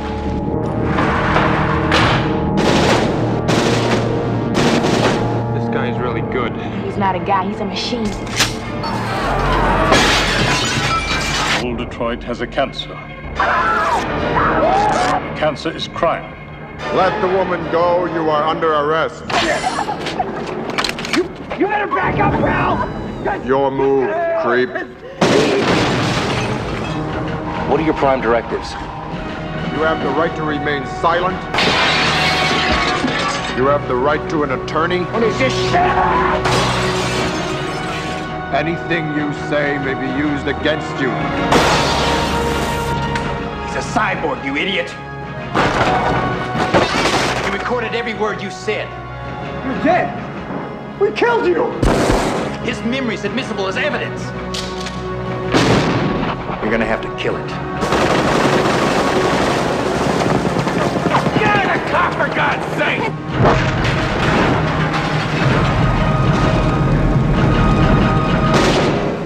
RoboCop, the future of law enforcement. So I don't even think we knew how on the money we were with the bringing up the Terminator. Like, I've never seen something so crass and ridiculous. Now, granted, it's from Orion Pictures. Yeah, so obviously that trailer we just played was for RoboCop. We had not even watched that until we literally just played it for ourselves prior to this. So it makes sense that Orion Pictures would use that. Well, it doesn't make any sense, but, I get it, but it's just dumb. Well, again, it shows you the contrast between probably what most audience members thought this was, and even how the trailer shot. It looks like it's much more conventional of a movie than it turned out to be, like a conventional action movie. Right. RoboCop is a 1987 American science fiction action film, which also doesn't say anything about a satire at all in that. Directed by Paul Verhoeven, written by Edward Neumeier, I believe is how you say his name, and Michael Miner. Stars Peter Weller, Nancy Allen, Daniel O'Hurley, Ronnie Cox, Kurtwood Smith. Who there's a lot to say about him in this. Kurtwood Smith picture too. If you go look at it, is just wow on Wikipedia. And Miguel Ferreira. It's a crime set in a crime-ridden Detroit in the near future. RoboCop centers on police officer Alex Murphy, played by Weller, who is murdered by a gang of criminals and revived by the mega corporation Omni Consumer Products as the cyborg law enforcement officer RoboCop, unaware of his former life, RoboCop executes a campaign against crime while coming to terms with the lingering fragments of his humanity. Again, this movie came out in 1987, had a budget of $13.7 million, which was a decent budget for back then, but it's still made by Orion, so it's not made by one of the major studios. I think this movie does really well with the budget that it has. You can definitely tell they're kind of grazing up against what the ceiling of their, budget is, but I think it uses it very well. The movie was a hit, spawned several sequels, neither of which we have seen. Mm-hmm. And I weirdly... Just to say, the Terminator was a $6.4 million budget, so that's only how much did a that little make? ways below. Well, I know it is about half. Okay. What, the Terminator? Yeah. 78.3. So Terminator had a lower budget and made more money. Yeah, so, well, that's why that movie was so big. But yeah, anyway, I was just curious about how much that was made for. I knew that was made for quite a bit less money, I could tell. But yeah, anyway. Again, RoboCop 2 came out in 1990. RoboCop 3 was in 1993. We have not seen either one of those. I think Frank Miller actually wrote the third one. Interesting. He also wrote the second one. Irvin Kershner directed the second movie. Of course, did Empire Strikes Back. Okay.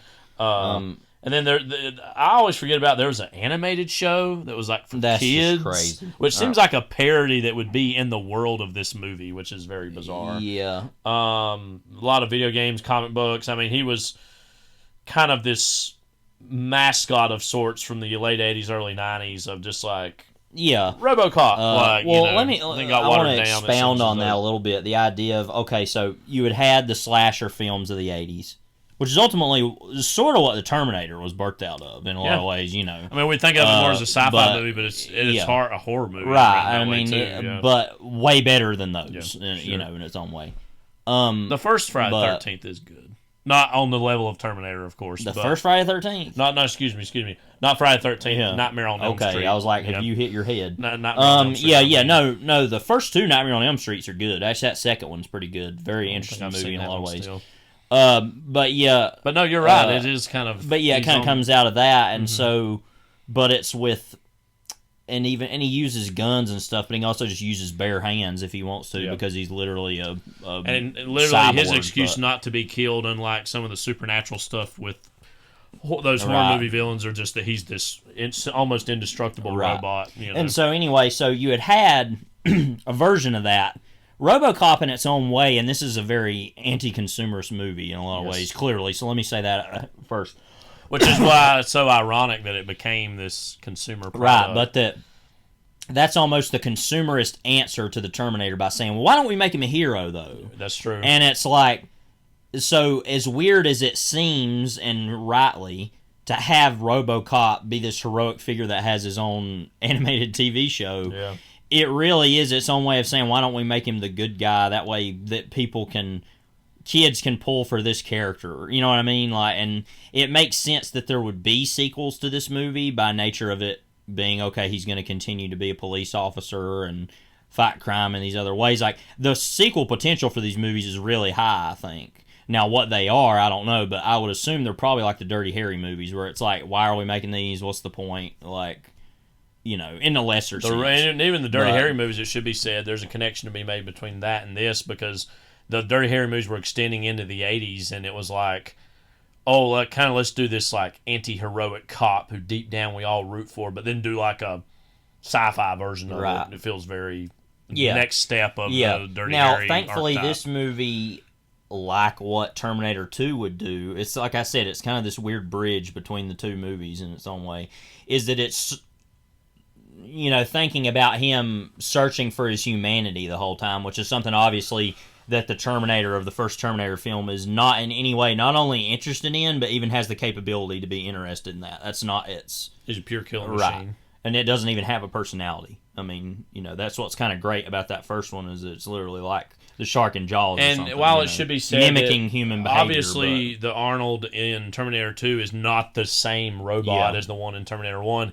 There is this canonical bridge between, he looked like that last time, and like, but this time it's like, but let's let's teach the robot humanity. Right. So it like the first one's job is to be pure killing machine. The second time's like, well, if he's going to be on our side, he might as well be a little more human. You know, Right. there's an evolution. Yeah, and not to talk too much about Terminator 2, but I want to say one thing about that, is that, of course, the question maybe becomes in a plot hole, cinema sins, got it figured out, but it's like, why would John Connor send one that looked exactly like the other one? Especially to freak out his mother, right. which is clearly what happens. happens. It's almost like it's a practical joke. Yeah.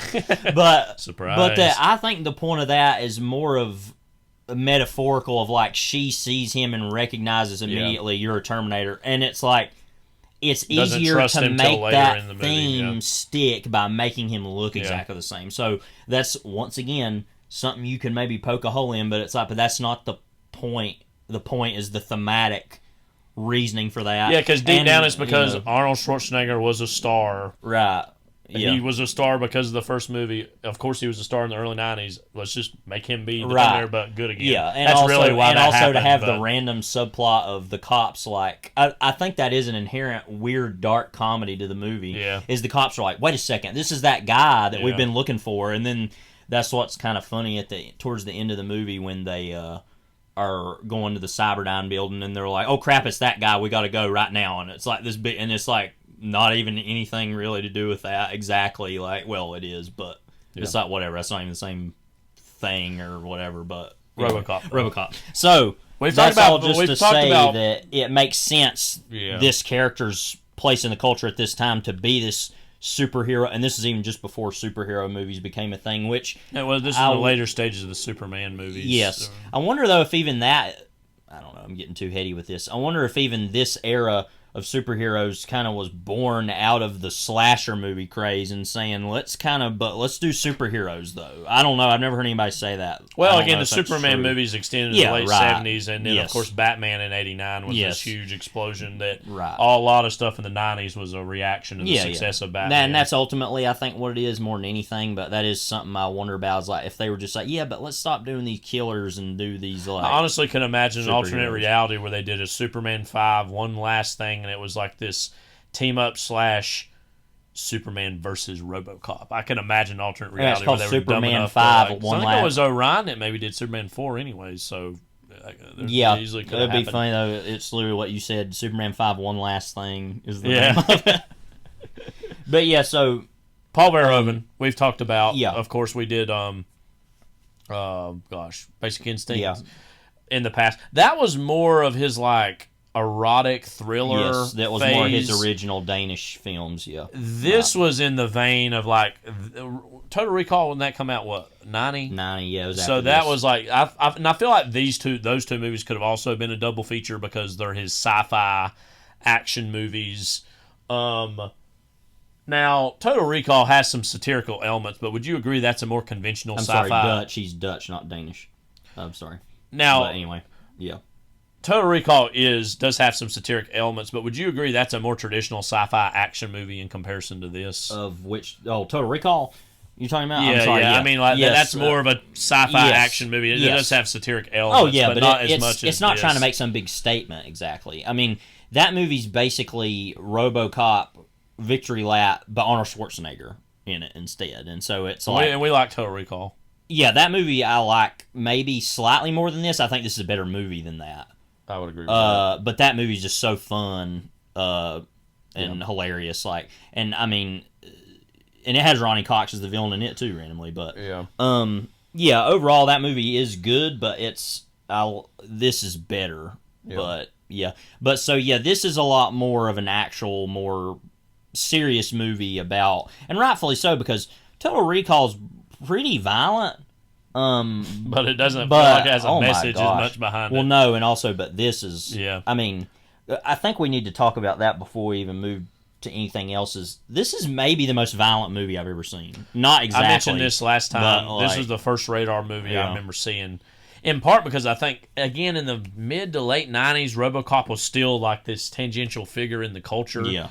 And I'd got like a RoboCop toy. And I was just like, and I don't know, it's weird. It's like kind of appealing to kids of a certain age. And so I remember begging my dad, hey, can I rent RoboCop from Movie Gallery? And it was in Hudson. Yeah.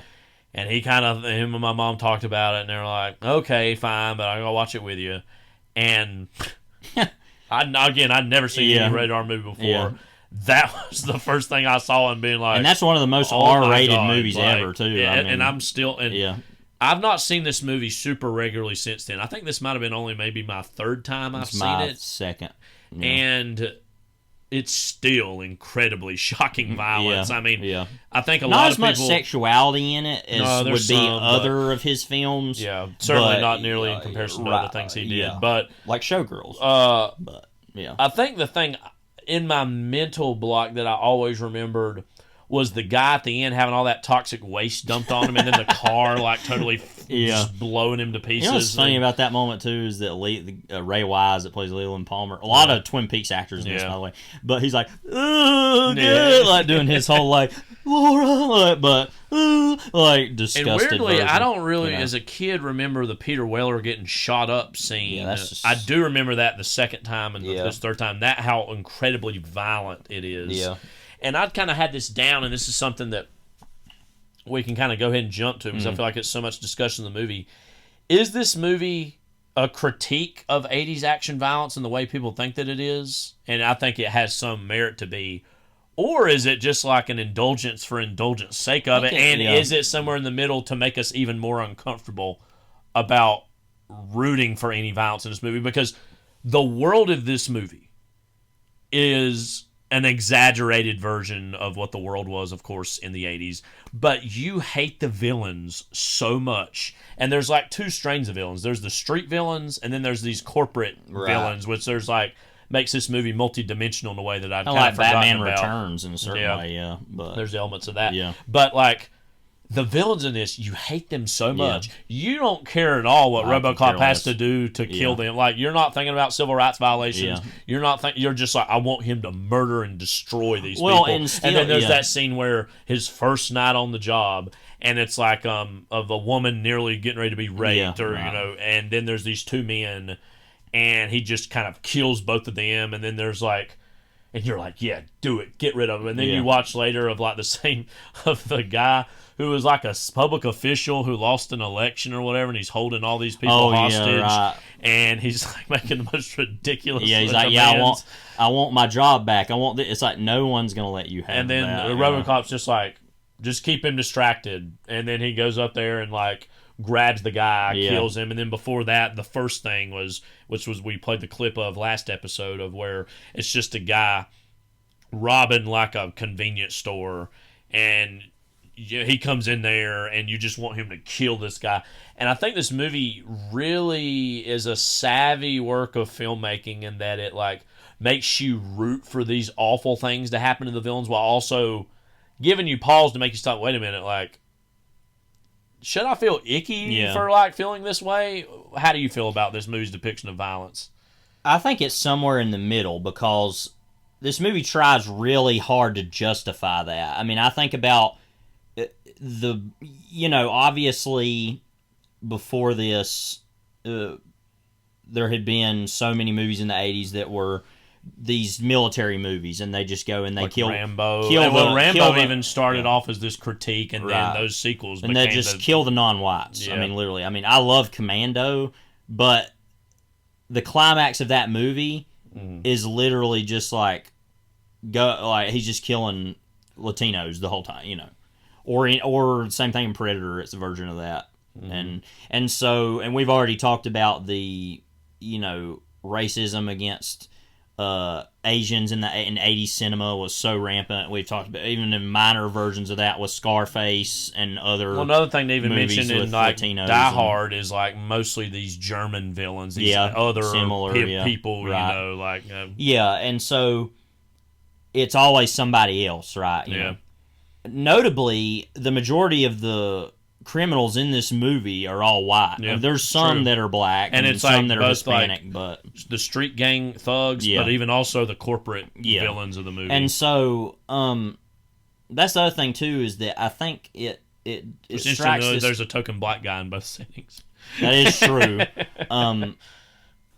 And so, even though you mention a lot of examples, he kills this person, he kills that person. I mean, there's literal instances where he stops and says, "Okay, I'm gonna arrest this person, or I'll do the." You know, it's not like he's a constant killing machine. Yeah, that's true. The whole time, but also that by nature of the opening of the movie, it does this weird thing where it is kind of, you know, against the police state in certain ways, but also is saying, yeah, but there are these evil criminals that exist that need to be dealt with. So I wouldn't even say it's in the middle. I think it's more pro-police than not, but it also is saying, yeah, there's a lot of bad things, but it's saying, yeah, but also, like, look out your window. Look out the, but also by implicating corporations as well, not just the regular street criminals, and literally having them be the street criminals and the boardroom criminals be in, you know, the same circles, right? Yeah. And that is a direct implication that most movies never even attempt.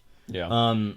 So, and just by nature of him is such a violent death at the beginning of the movie that it justifies itself, I think, by saying, yeah, these guys really deserve this, and you know, it justifies itself pretty well under that, I think. Yeah. But also is kind of like, yeah, this is a little too violent, you know. I think would you agree that we had kind of forgotten how much the background TV is in this movie and what a reflection it is of this exaggerated kind of parody of what the 80s were. Yeah, because I've been thinking a lot about the ad that is that, like, Nukem or whatever it was. It's like a board game where you're, like, nuking other people. I've been thinking about that literally the whole time, and it's like making it all a big joke. And I mean, it's all in this context of 1980s politics, which... Didn't it also mention specifically the Star Wars defense system or whatever, which was, of course, SDI, which never even happened, but was Reagan's proposed. They just said it was, and that all those things are kind of in the middle. Because I think, you know, we've talked a lot about the 80s this podcast, obviously, and we continue to over time, but I think we forget what a actually pretty dangerous period it was in the international landscape as far as, it was getting to be the end of the Cold War, and Perestroika and Glasnost were going through, and the Russians were starting to decide that, well, more the people than the Russians, the government themselves, were deciding, we're done with this, like, that's enough, you know, and and even though that was the case, there was still so much uncertainty, mainly on the part of, and kind of generated by the Reagan administration, about nuclear war still being a possibility, which I said something they more inflated, not only by their nonsensical, in many ways, foreign policy decisions, but also just by making so many, just their... militarism in general was so rampant and explosive that it literally felt as if, they keep making these missiles and these new missiles are being made that, like, they're just pushing us further and further towards it anyway, you know. So, in all that, that is a particularly frightening commercial, just that one. I've been thinking a lot about, because it's made in that era of, like, that this is a joke. Yeah. To the people in this world, in the world of the movie, is very disgusting in a lot of ways, because it's like literally that could still happen, and you're acting like that's a joke, or even it's saying it could, but hey, you know what? Here's a game, like you know. And also just the something that gave me a lot of pause were all the, like, made up news stories that were going on outside of all this. Like, in Mexico, this is happening. Here, there was this big earthquake. Here, there was this. And it's just very, and the news is only like 3 minutes long, and it's done. And it's just all very, like, bang, bang, bang, bang. And it's, like, very impersonal in a way that I don't think the news is... Well, the news is that way now in the terms of social media, but televised news is definitely not exactly that, you know? Yeah. But at the same time, you have, like, local news where they're like, this guy last night robbed this store and blah, blah, blah, and it's all this fear-mongering that goes on, which is a similar thing, and they don't want to talk about the implications. It's more of, what's this news of this thing that happened? So I see that as being valid, but anyway, that's all just to say that that the time period this was created in I think it fits. The violence fits that in its own way, I guess. But yeah. Another thing too about the technological futuristic angle and the way in which it's a reflection of the politics of the 80s is the whole idea that these public spheres are not getting the job done. So we're going to deregulate and privatize certain aspects of our society because of this distrust of government, which then feeds into why corporations are allowed to even be in the sphere of policing. Yeah. And it's something that, I don't want to say too much about, this is a reflection of America today in 2024, because it was a reflection of what America was in 1987, and that's what it was intended to be. But it is that would be shockingly prescient of future years that it would even introduce the idea that corporations take over policing because the public sector is unable to get the job done on its own. It's kind of like the privatization of penitentiaries is similar. And the whole central question of this movie in many ways is and what it validates is the idea we still need real human beings to make decisions about policing in real time, because totally going the robotic route is not going to get the job done, because RoboCop's got a lot of enemies in this movie. Yeah. One of which is Ed 209. Ed 209, which is a robot that literally murders somebody in a boardroom by accident, and everybody's like, "Oh God, we need." And that's to the most violent thing. It's so violent, it's not even. It becomes cartoonish. It's like Django Unchained at a point. It's like, that's just ridiculous. So the movie in some ways is a rebuke of no, we do need still valid people who are policemen who make their own decisions, and most of the police come off as cartoonish. Nancy Allen's character and that one black guy who runs the station are kind of the more human cops in the whole movie that feel as though that they are people who are good people who are trying to do a difficult job. And he kind of has all these Jeremiahs. He shouts out the whole time about how, they were taking this power from us, and this city's a cesspool, and no one understands us, and the cops literally go on strike at the end of the movie. That's a whole other thing that's in the background of the movie that I forgot to. Then by the end of the movie, I looked, because we were watching it, and I looked over at Dad and was like, they never figured that out, did they? The movie just kind of ends, and it's like, we never really did fix that problem. Maybe RoboCop 2 goes into that. I don't know. But, just the idea of, the police going on strike is its own just insanity, is a whole thing, but talk a little bit about Peter Weller. This is kind of subtly a very complicated performance, because he's obviously himself throughout most of the the early parts of the movie, but then after he's basically killed or murdered and then brought back to life as RoboCop, that he's totally most of his face is taken over with this outfit and this suit. I know as for Weller, he kind of has a history of being in a lot of genre type of stuff, whether it be these RoboCop movies, The Adventures of Buckaroo Banzai, where he's the lead in that. Oh, I didn't know that was him in that, because I forgot he was in Star Trek Into Darkness. There's also in Naked Lunch, the Cronenberg movie. What do you think there is to say about the titular character here as far as who he is? Because we get some snippets of his life before he was a cop, but that all seems so perfunctory. Yeah, I'll say this, as far as it's attempting to, and this isn't so much against Peter Weller exactly, but the movie asks him to be a blank slate already anyway, and it's like, oh, he has a son and a wife. It's like, yeah, I guess so. I don't know. It's the movie's not really interested in that, but I feel like they had to put that in to make it more away, human. And he's like, okay, thank you for your cooperation, I guess, or whatever. And it's like, that just doesn't work as well as it should as far as the main character exactly. The movie's clearly more interested in him as an idea, and the individual supporting characters is what they are. The movie's clearly more interested in that. Which the good news is all that works, so you can get away with that.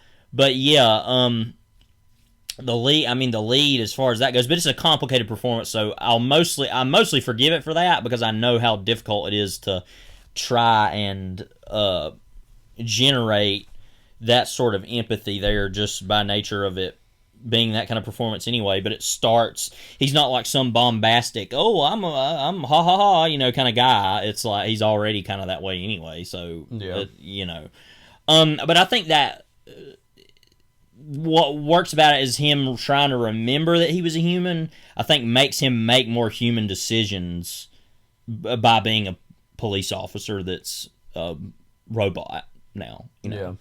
Yeah. But yeah, I mean, more or less, it's fine. With any other movie, I think it would be definitively not good. But here, I think it more or less works. We should talk a little bit about Kurtwood Smith. There's multiple villains in this movie.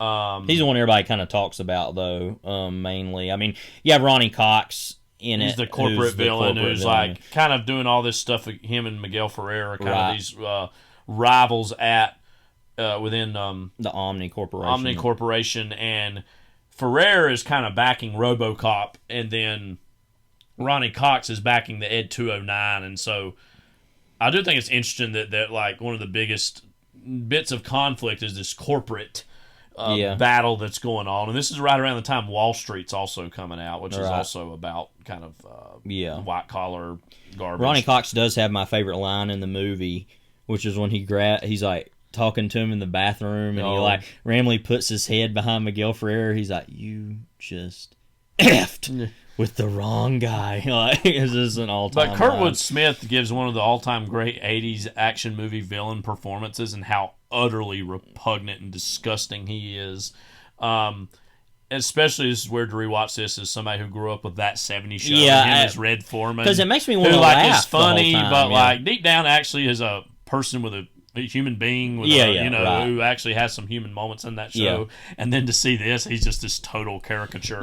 Because I've always had trouble with this character, I guess, because I'm so used to Kurtwood Smith as he's a jerk on that show, but he's a dad. That's who he is, and then you see this character, and it's like I want to laugh, and then he does the worst thing ever, and you're like, it adds another dimension to the movie that wasn't even intended, obviously, but it's just very strange. I mean, like the part where it's like at the beginning, I think it's most jarring at the beginning of the movie, because you're like, oh, that's the dad from that '70s show. Oh, I guess he's the villain in this. And then he literally blows his hand off, and it's like, wait, what? And it's just so, it's just so crazy, the stuff in this that he does, and Then there's a point he's just straight up snorting cocaine in boardrooms, just like, whatever, I'm totally coke. Well, don't you love that? Like, we see him in the world he comes from, and then all of a sudden he's like also working with Omnicorp, right? And he's just like all of a sudden him in a suit and him trying to act like he's just some guy. And then he's like, oh, I'm taking. It's funny that he becomes like a very slight, underworld chieftain for a while, where it's like, I'm negotiating where drugs will be made. It's like, you're not negotiating anything. Like, that character I find hard to believe running anything, is because he's just literally chaos unleashed. It's like, you're not going to even have enough restraint to even be a leader, but in that way. But yeah, it's quite a performance, I gotta say. And of course all his goons are pretty good. Ray Wise, we mentioned, and of course another Miguel Ferrer being another Twin Peaks actor, and also David O'Herlihy, who was in the second season of Twin Peaks. So there's a lot going on there randomly. But yeah, Miguel Ferrer I actually really like in this too, because I like him in anything. But he plays this really specific kind of weird performance where it's like, you don't really feel bad for him because he's a corporate stooge too, clearly. But he's like a little bit of a better one. Yeah, and like I think he wants to get ahead, but I have the sense he actually might care about the situation. And he's like, yeah, we need to have better police and, whatever, and I'm going to work that out. And, and obviously he's, like I said, not a great guy, but then Ronnie Cox is like just literally an old time, like, boardroom, bulldog kind of type. It's like literally, I'll do whatever I can to get to the top, like, and it doesn't matter what happens to anybody. I don't care, like, But yeah. Then we mentioned Karen Allen already. she's kind of barely in it. I feel Nancy bad. Allen. Oh, I'm sorry, Nancy Allen. That's what I meant. Yeah. Yeah, not Karen Allen. This is an Indiana Jones film. Nancy Allen. and I'm I'm even going to use my slip up to kind of enforce that point. Nancy Allen's always kind of got short shrift, I think, because not even that she's like even the best actress ever or anything, but like she was always used in like Brian De Palma's films very trashily, and they were married, for a while. But she's quite good in Blowout. But but like Dressed to Kill or Carrie or even this is very like, or 1941, very like, oh yeah, Nancy Allen's in it. See, I keep doing it. Nancy Allen's in this, and yeah, she's a woman, and it's like.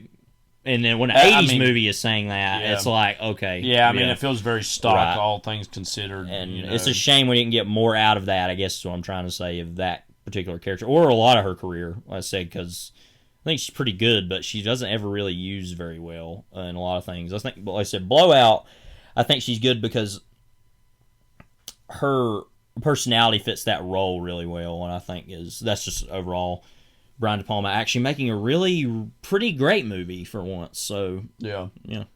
I don't know how much more else we got to say about it, other than just asking the central question: not is RoboCop himself a hero or a villain? Because I don't think he's a villain. No, but he might not be a hero either. He might be more either a little bit of an anti-hero or just this walking avatar for the thematic, heft of the movie, which is about how police work is already dehumanizing work, but then also like what happens when we invite these corporations to make it even more dehumanizing. Yeah, corporations are the great dehumanizer of all. And that, in the movie, there's like some satire of like him playing with children and him becoming almost like this public figure, but we don't actually want to hear what he has to say. He's just this like walking, talking mascot for the Detroit Police Department. At this time. Yeah, because there's some parts where it's like kids are running up to him and like he'll like look down at them and then like shake their hand or whatever, and it's very like, okay. Or even like the moment where it's like, where he saves that woman from being raped and he's like, I will send you to a rape crisis center.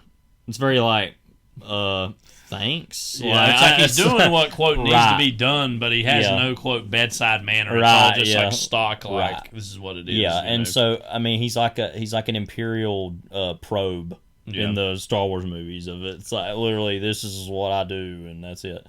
And again, also, yet again, the irony of this character being, I think, in many ways, like, a critique, but also an embodiment of 90s or 80s action movies that turned into the 90s. But then also becoming a franchise in of itself is almost this grim irony of the whole movie, And maybe, now some of these sequels might actually be good. I don't know. We've not seen them. Right, and maybe those sequels reckon even more with the fact that he is a human. He remembers that he's a human and that he's trying to make his own decisions. And because at the end of the movie, of course, it's the very final thing in the movie where they say, "What's your name?" He says Murphy. He doesn't say RoboCop. He says, "I'm Murphy." Like he's acknowledging, "Oh, I am a police officer." Like that as a person, Yeah.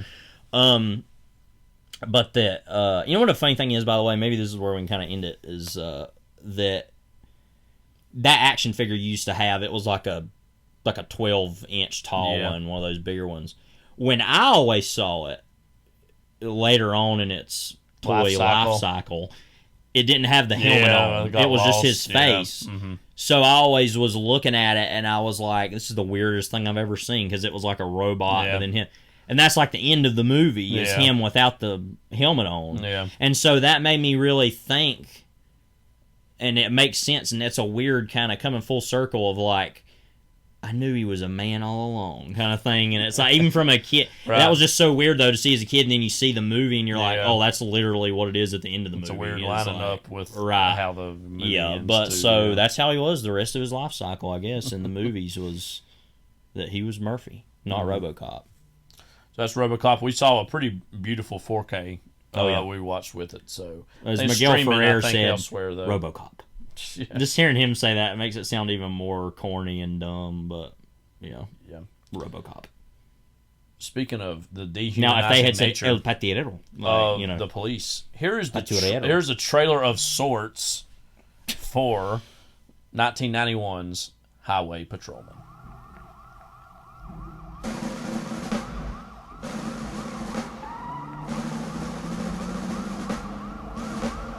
No es una cita, nombrecito, pendejo. No, no me mate, señor oficial. No me mate.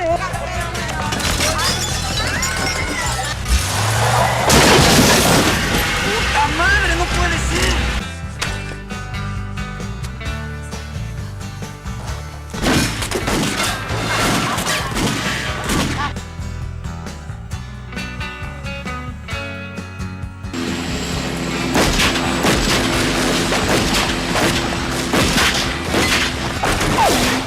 Espérame, manito.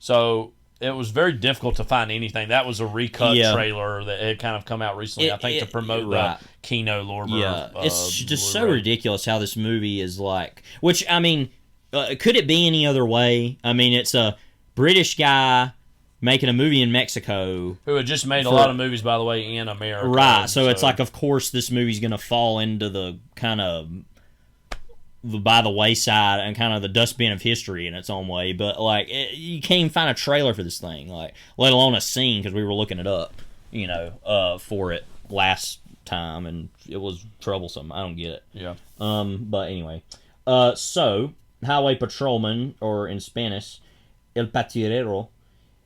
There we go. I wasn't saying it right. Is a 1991 Mexican crime drama film by British director Alex Cox.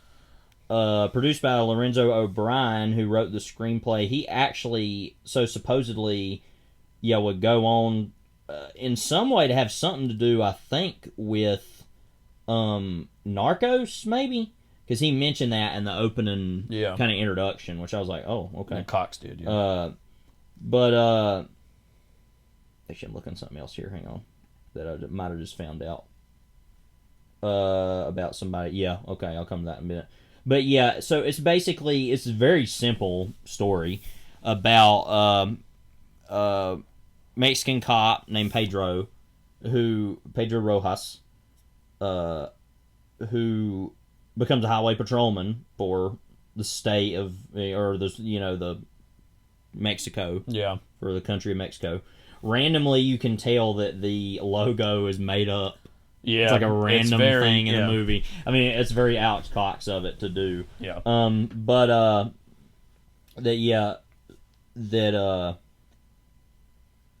it's just about him kind of trying to do the job in its own way, and what all that even means, and all the various things that happen to him.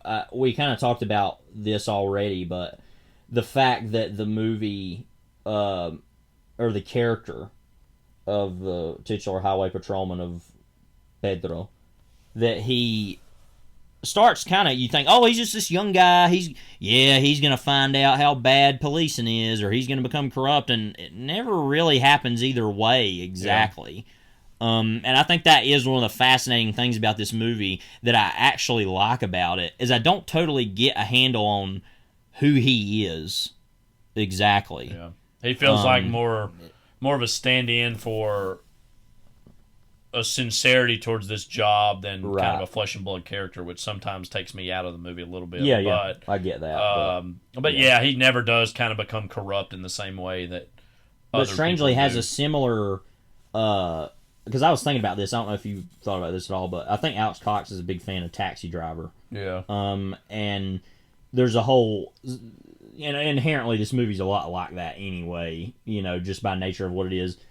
Guy by himself does job in car, and I mean, there's been so many movies since Taxi Driver that have been versions of that, obviously. But that with this, in this case, there was the whole part where there's that prostitute character who he's taking, Maribel, played by Vanessa Bausch, or Bausch, and that he's like gonna support her at the kind of end of the movie, saying, "Oh, I'm gonna support you through your life" or whatever.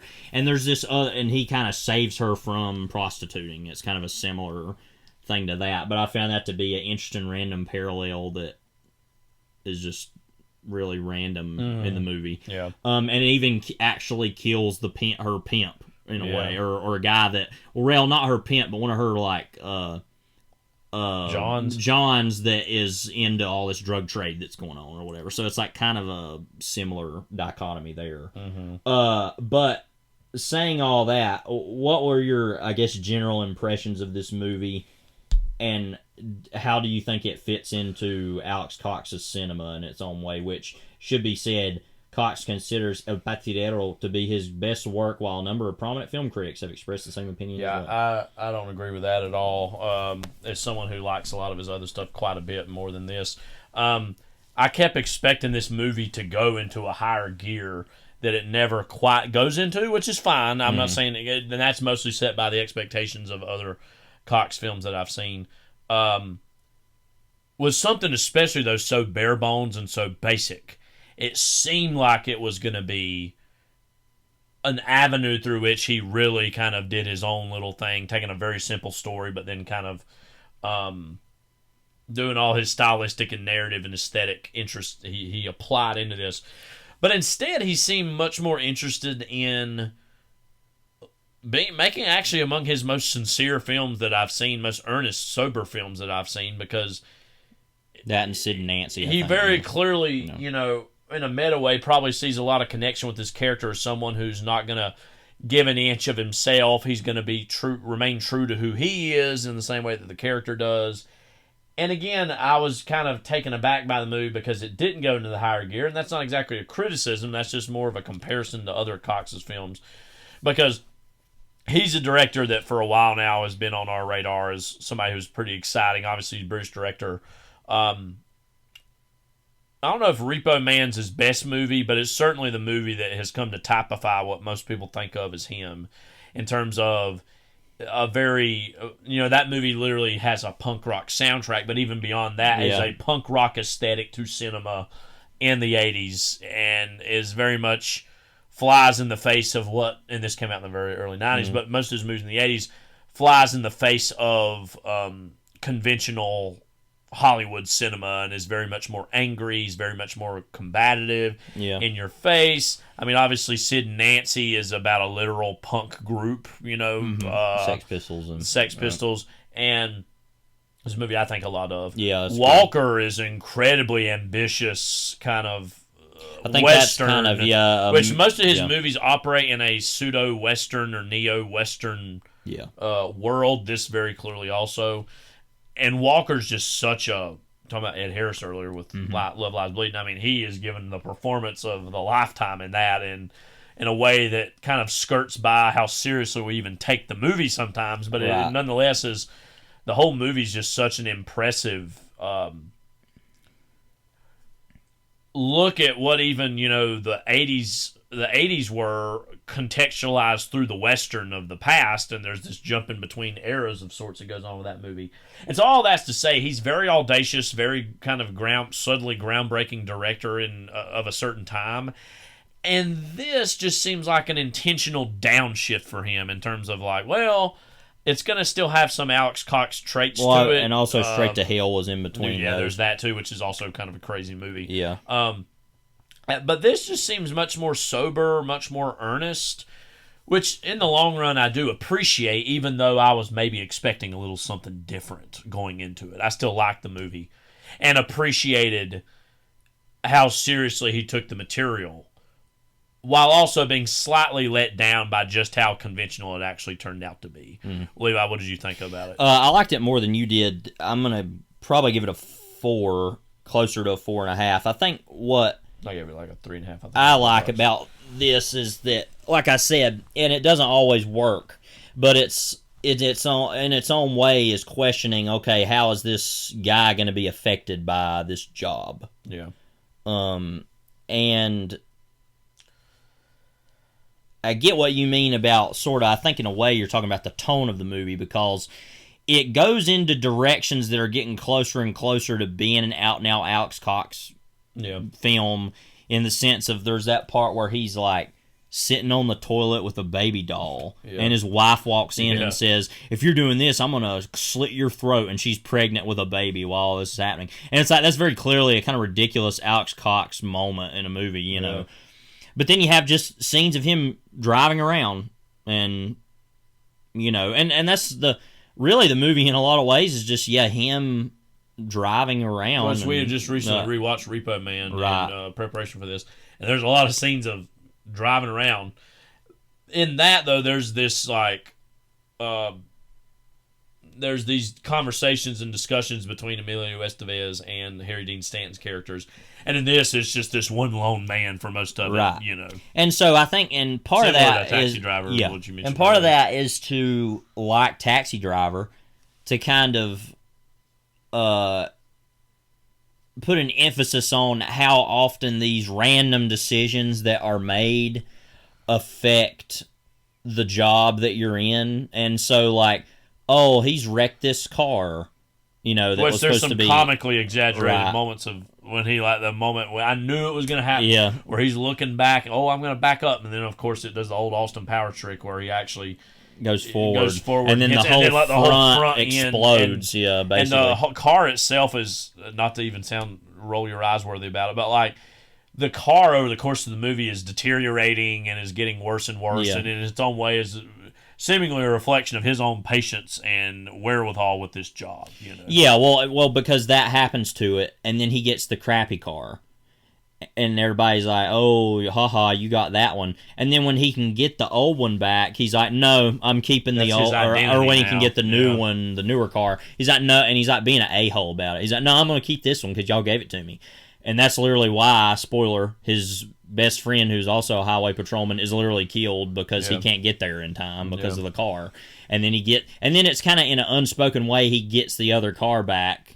And then there's a scene where he puts down the revolver and picks up the pistol, and it's like this weird implicit thing of saying he has this idea of what honor is, and it's this old-timey, more Western idea of honor, and he's going to do the right thing, but he's going to do it this way, whereas by the end of the movie, he literally kills that Emilio guy with his friend's gun, the pistol, because he's taken that and is using it now.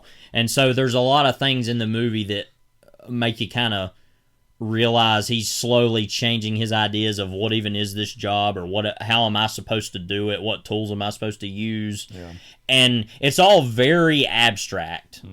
And so I think it's hard for me to even wrap my arms around all of it together as an idea. And then, another spoiler, by the end of the movie, after he's taken the drugs away and some of the money and given it to the prostitute Mary Bell to like help her along, then there's there's kind of this investigation into this shooting. It's not a big deal. Well, it'll be okay. And he just is like, "No, I'm quitting. I'm done. If you don't believe me, then I quit." And it's like, then he just literally quits. And there's this great moment. It's like I don't even know what it means, but I just like the idea of it, where he leaves and the policeman, his like captain, says most don't even make it this far, and opens the like drawer, and there's all these like highway patrol badges sitting there that are all like old or deteriorating. He like throws that one on top of that, and I guess what it means is just like, and what, like you said, the dehumanization of policing in its own way and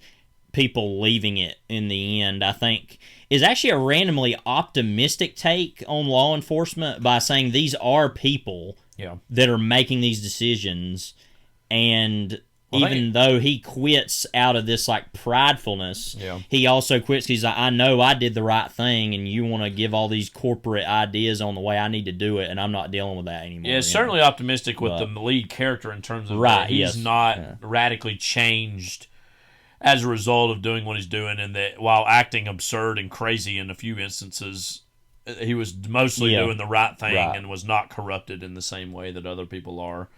And there is an optimism, but there's also like a certain tragedy that he was like the best one they had, but he's still a failure. He's still in a heap of guys who weren't able to make it longer or be more substantial, even though he's more of a successful one than not. But nonetheless, that the natural failure that comes with being a policeman and having to feel like you're compromising yourself or even your personal life at every end of whatever you're doing. Yeah. I was kind of giving my thoughts on Alex Cox in general, though, earlier. Where do you place his whole career for you on your own pantheon of directors or filmmakers, and how does this fit into it for you? Well, I think, and I'll answer that, and then I'll go to what I think about why he even made this movie, or maybe things about it. I mean, I love his movies in a lot of ways. I don't love Repo Man as much as I remembered watching it again. I still really like it. That one's grown on me over the years, because when I first saw it, I was like, oh, okay, whatever. But I've grown to like it more and more. It is pretty great, but I think, not that it's... Well, also a studio movie, by the way. Yes. Well, not that it's not about anything, but, like, I don't know, you watch Sid and Nancy and Walker, and those have these very direct social statements and themes and ideas. And so, Sid and Nancy I've only seen once. Walker I've seen twice. Overall, Walker might be my favorite of his movies just because of, that movie. Just in general, Now, it doesn't have a big direct political statement. Don't you think Repo Man's is about, like, this punk, literal and figurative kid who's, like, being forced to, quote, get a real job and grow up, and, like, him having to leave behind some of the ideas he had while also even trying to but then also, those ideas. Yes, but also then equating those people he's working with as the people who also had to do that. And he's kind of the same. They're exactly the same kind of people as he is. Well, he sees it as like, man, I ain't about to work for the Repo Man. Like that's but then it turns out it's not nearly as different as he acts. It's a similar thing like privateers in pirate times. It's like the pirates they send after the pirates. I mean, it's the same thing. I mean, so it and I don't look at life that way exactly, but it's like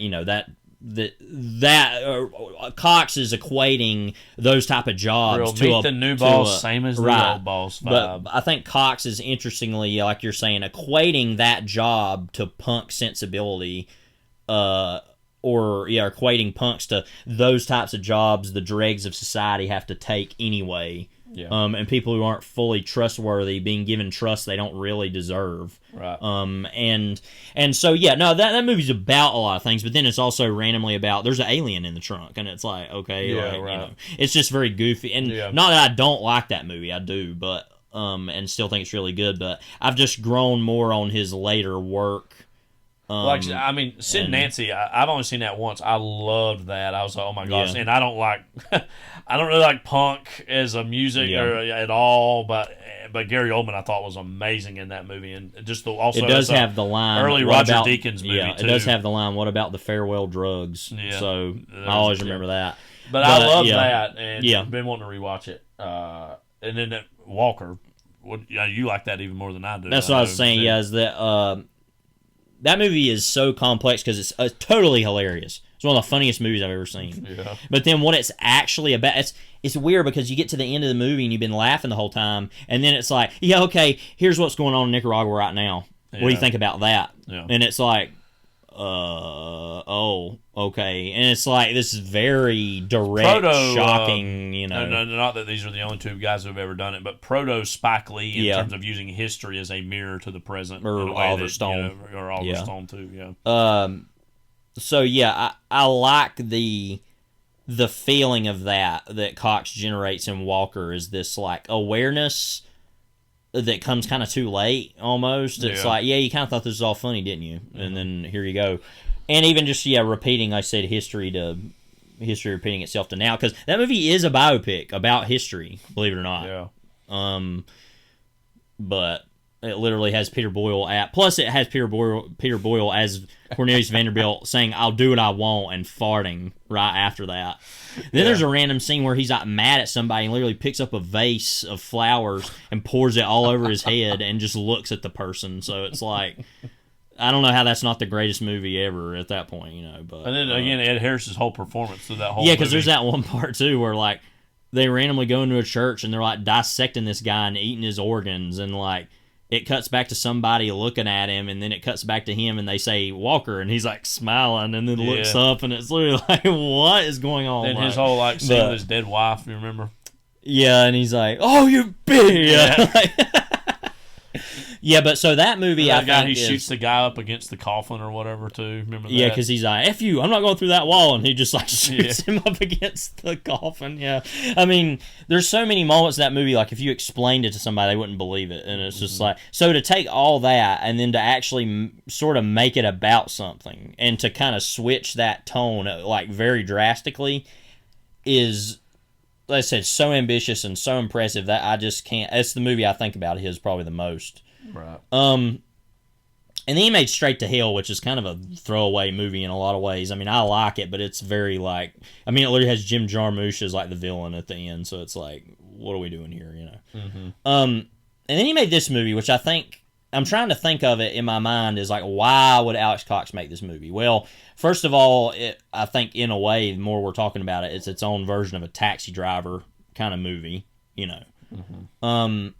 But also that he had, I think they were scouting for Walker at some point, and he met, I think he told this story, he met somebody that had been in the Highway Patrol and kind of was telling stories about it, for the Mexican Highway Patrol, and that it was his own way, his own interest in that guy's story, and to kind of blow that up into this like more, like I said, Taxi Driver-esque story about a guy who, but also trying to make a movie that's like, it's not that the character's crazy, or even that he's inhabiting a world that is insane, so much as it's just, this is just the job for him, and it affects him in certain ways and doesn't affect him in others, and today he has to kill a rabid dog, the next day he has to get in a shootout with some people, the next day he has to give somebody a ticket for speeding, or then he you know, beats her up, the governor's kid for a while, or what, you know, it's like all these various crazy kind of things that happen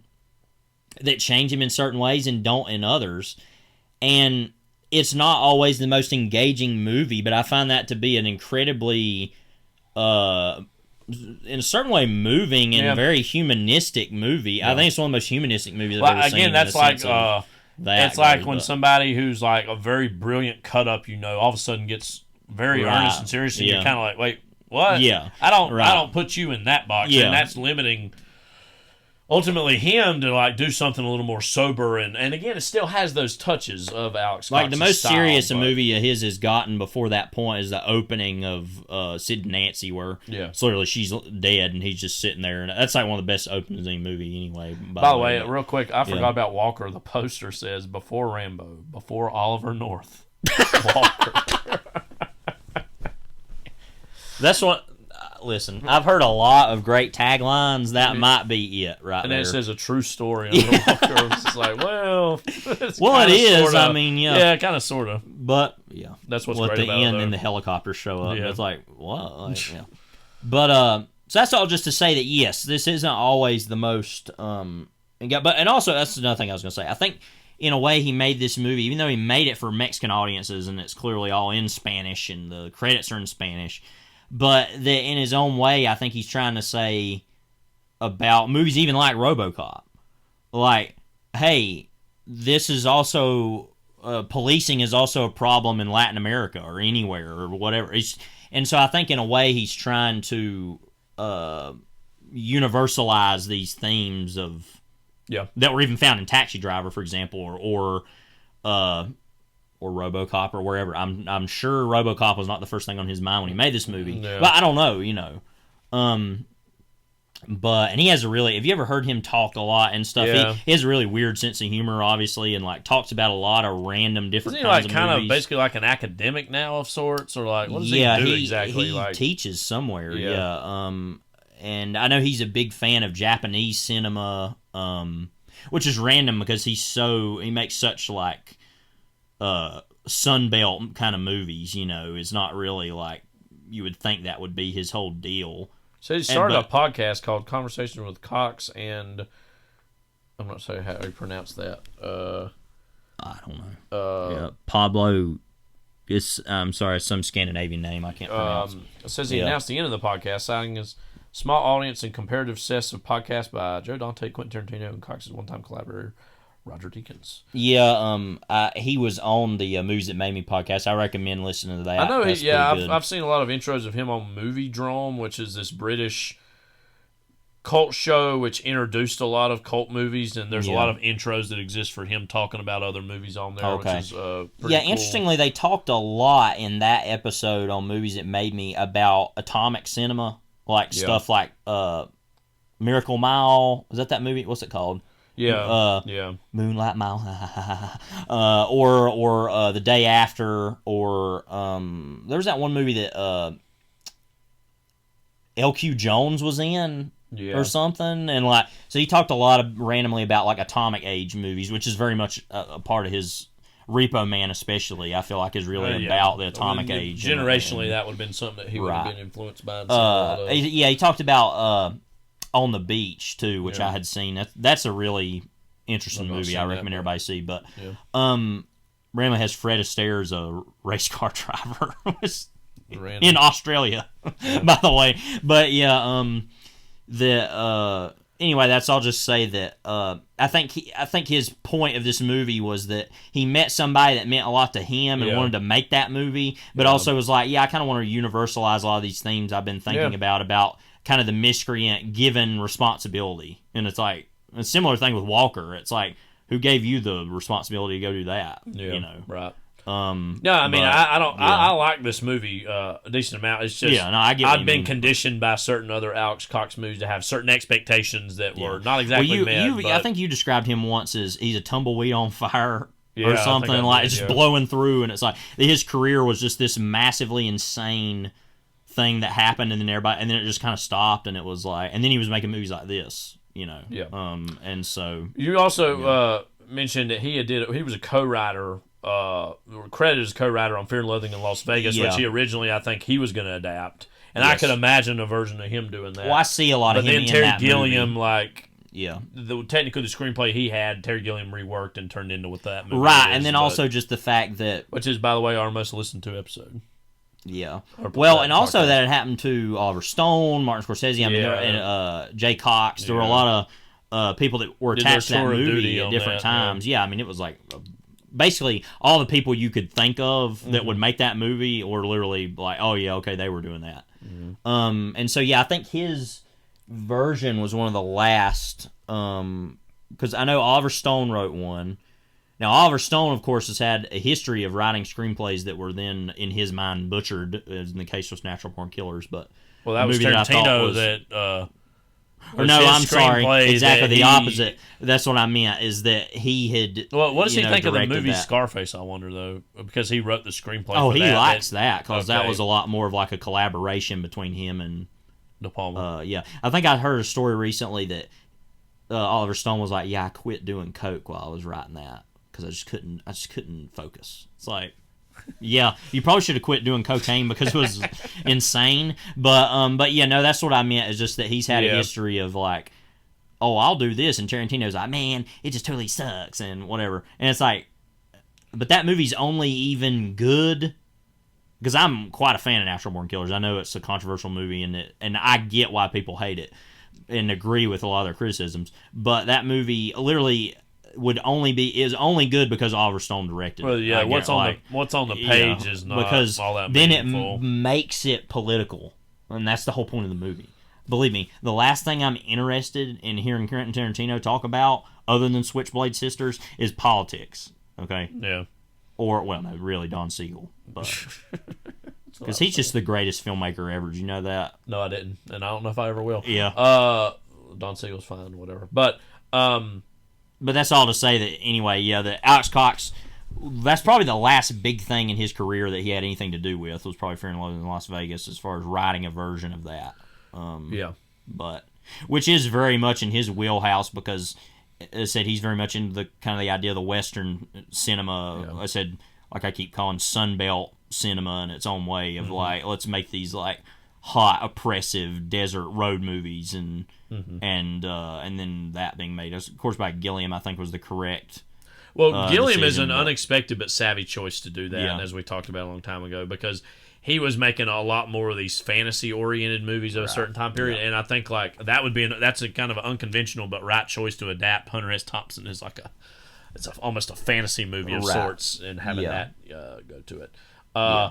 We didn't really talk about this before, but I thought I'd mention this before we wrapped up our discussion. Speaking of police, I just recently finished L.A. Confidential, the James Ellroy book, which I know Levi's already read. And I've had Ellroy a lot on my mind recently, and also Cops, and obviously play a huge prominent role in that. And we've mentioned this about past Ellroy books, but now that I finished this, it kind of fits into it too. Ellroy is a not so secret softy and romanticist. I feel like, because he's got this reputation of being this hard boiled, like hard, hard, being awful, kind of racist brutal, or racist, like harsh sexist, world. But his books are roundabout way about, and he said this in interviews, but you see it in the books too, like are about yearning, about characters. And like how that book wraps up and ends on the literal final page between Ed Exley and Bud White, these characters that hate each other desperately through like 3/4 of the book, and then the last like little fourth, they're like, well, I guess we got to work together. And by the way, how Jack fits into all that too. Well, I'll say that in a second. And that there's a moment at the last page of that book where they almost like embrace, and like it even says Ed touches Bud's face. Yeah. He can't like talk that well anymore. Well, he's like he can, but he's like basically he'll be really held together after everything that happens. And I was just like, wow, like actually a very romantic idea of these like. And if you remember the whole like, I don't even remember the characters' names, but the two main guys in the Black Dahlia, how they're like, and then there's the woman that's in between them, and. I don't even remember those. But I remember those are two characters, but I don't remember. And that like one was killed. It's been like 10 years since I read that book. And there's just a deep yearning romanticism to those books that I think are not all that widely talked about, and that I weirdly find sweet and romantic, which is a strange thing to say on the surface about a James Ellroy book. But those books are friggin' like wow. And, and it kind of speaks to how hard earned all that is. It's like he's not going to give it to you easy, but it's like deep down that's what he wants. He actually wants to end things on an optimistic, happy note. I don't know. He's done that with every book in his own way that I've read. Yeah. Well, I don't remember about Dahlia as much about that. I think that was a little more cynical, but. You remember, by the way, I agree with all that. You remember, by the way, how there's like at the end is like, oh, there's a train prison break, and just how totally violent all that is. Right. It's just like no one prison break on train, and it's just like the most violent thing you've ever read. It's like, and I saw the LA Confidential movie years and years ago, but don't really remember much of it. We're gonna rewatch it soon. Yeah, since you finished it a few months ago, beginning of this recently, year, and I just now read it. So, there's a way for us to just kind of check that box off. I know he doesn't really like the movie all that much, so we'll see how. It was widely regarded when it came out, though. It was well liked and is still well liked, generally speaking. But Russell Crowe was great, though. It's like he actually is a pretty good choice for Bud White, though. Of that era, yes. Yeah, I agree.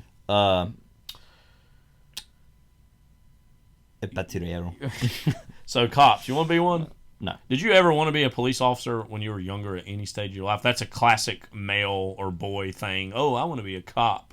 I don't think I ever fundamentally wanted to. Not really. I mean, obviously, the more you learn about it, the more crazy and dangerous. I mean, I always wanted to be Bob the Goon. So, like, no, I guess not. Walters, When I grow up, who was in Repo Man? Don't forget. Mm-hmm. You ever notice how like everything sucks? Like it's basically his character. Don't you, like he's the one. He's I'm driving the bus. Like that character's so weird. But yeah, I get your kind of attitude towards this movie, and you like it. I'm not saying that, but I don't know. I was touched by this movie in a certain way that I wasn't in the very moment I watched it, but as I've thought about it, I would even agree with that too. Even reflecting on what it was and what it meant. Well, I get what you mean in the sense of it kind of felt like a weird letdown for him to make him like, wait, where's the Alex Cox I know kind of thing. Like, I get what you mean, but I get his impulse to want to do something a little more of a downshift and different. I like that the movie just ends and it's like, pay your taxes.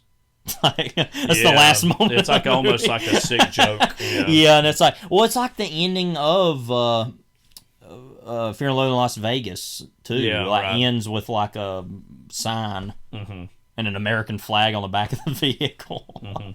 That didn't happen in this case.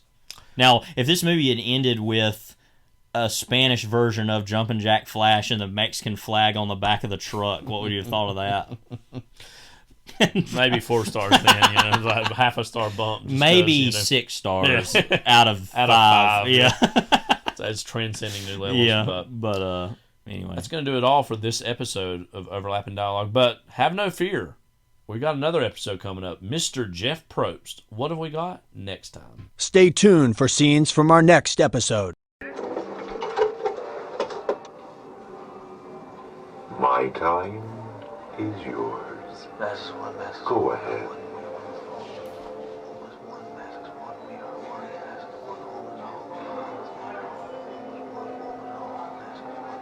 Very good. Proceed.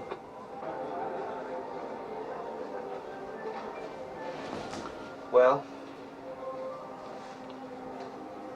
I slipped on a thermal transfer this morning.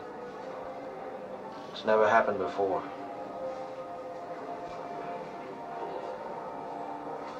I wasn't concentrating enough. Yes, I understand. Things haven't been going well. Yes, fine. How could I be so wrong?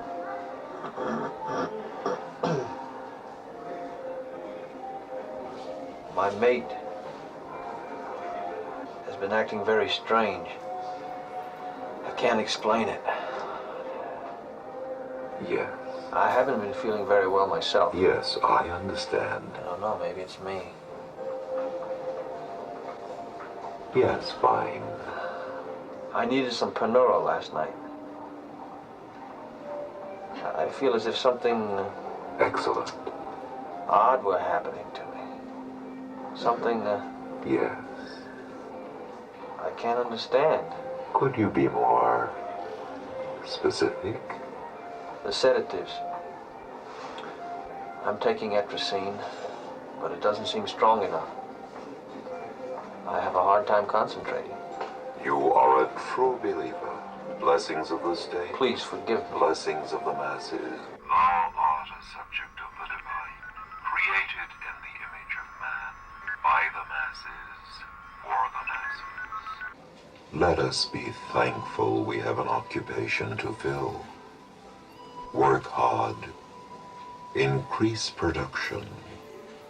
Prevent accidents. And be happy. I'm going to do a pulse analysis. You might find this uncomfortable, but you just need to try to keep breathing. Ready?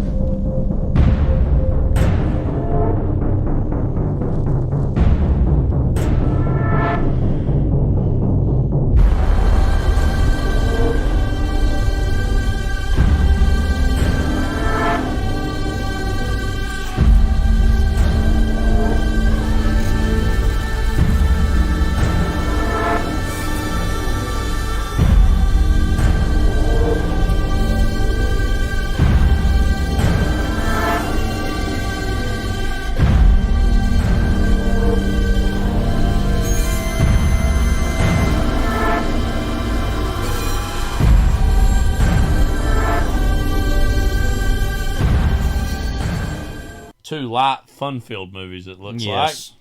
THX 1138 from 1971 and Possessor from 2020. Now, literally the second episode of this pod, we did George Lucas's American Graffiti. Yeah.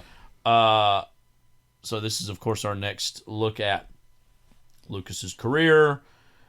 We've kind of said from the very beginning we're going to kind of avoid Star Wars talk as much as possible, because everybody does it. I mean, you know, we do it even in our spare time. Yeah, even a little bit recently. Wow.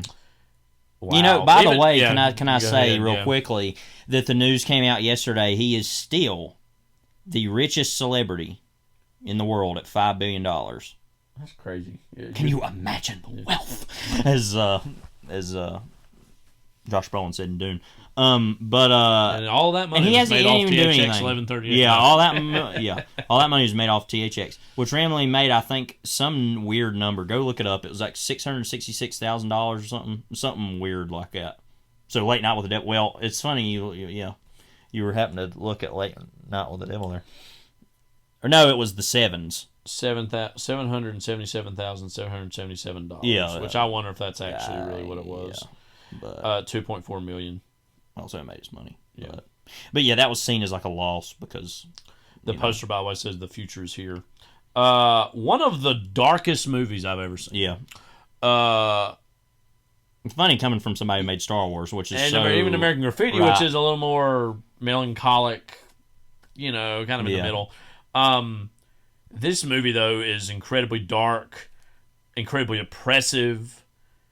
Smart, sexy, and seriously fun. A new Hollywood movie, but also decidedly a very different new Hollywood movie. Yeah.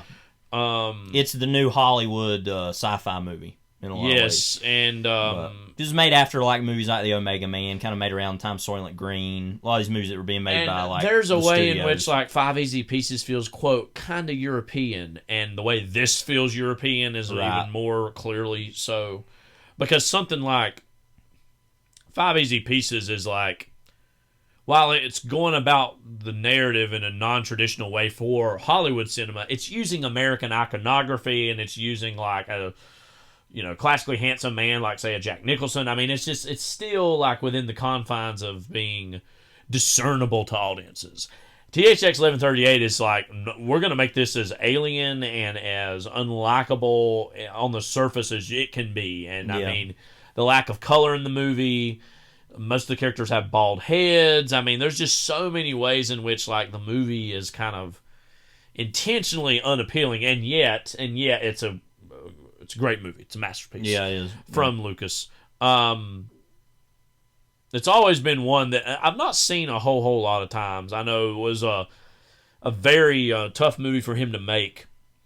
One that like Coppola and him kind of, you know, they were of course partnered at that time in the American Zoetrope and whatnot, and Coppola was doing his own thing. But Coppola kind of convinced him, you need to do something a little lighter and a little more conventional, and what we got out of that, of course, was American Graffiti, which is, of course, in its own way, its own great movie. Mm-hmm. How do you even begin to take stock for you, Levi, of THX 1138 as a film?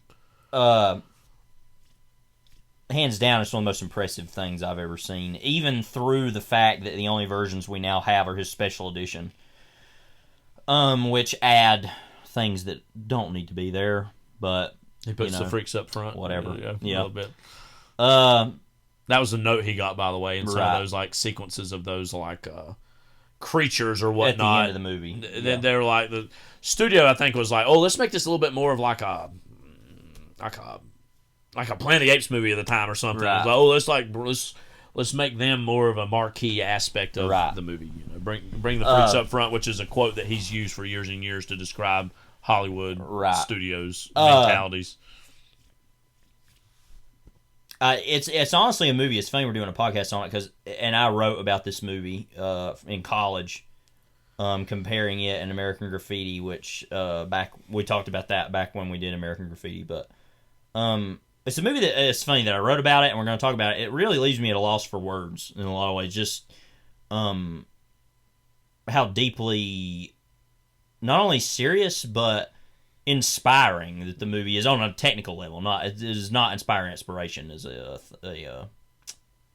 It's a philosophical document. No. Other than the very ending, which is to say, well, no matter what happens now, at least he'll know the truth. Yes. It's like, okay. But that, or or in that the early he's free, 70s, among or a what, certain group of radical people, would have been seen as a happy ending. Yeah. Yeah. It's no wonder why this movie didn't puncture through the American psyche. Very easy for people to say, whatever that is. Right. Not even, or have no clue it even existed. Right. Period. Until later, maybe. But there's a certain... I think it's one of the most successfully... one of the most successful examinations of fascism of any movie I've ever seen. Yeah.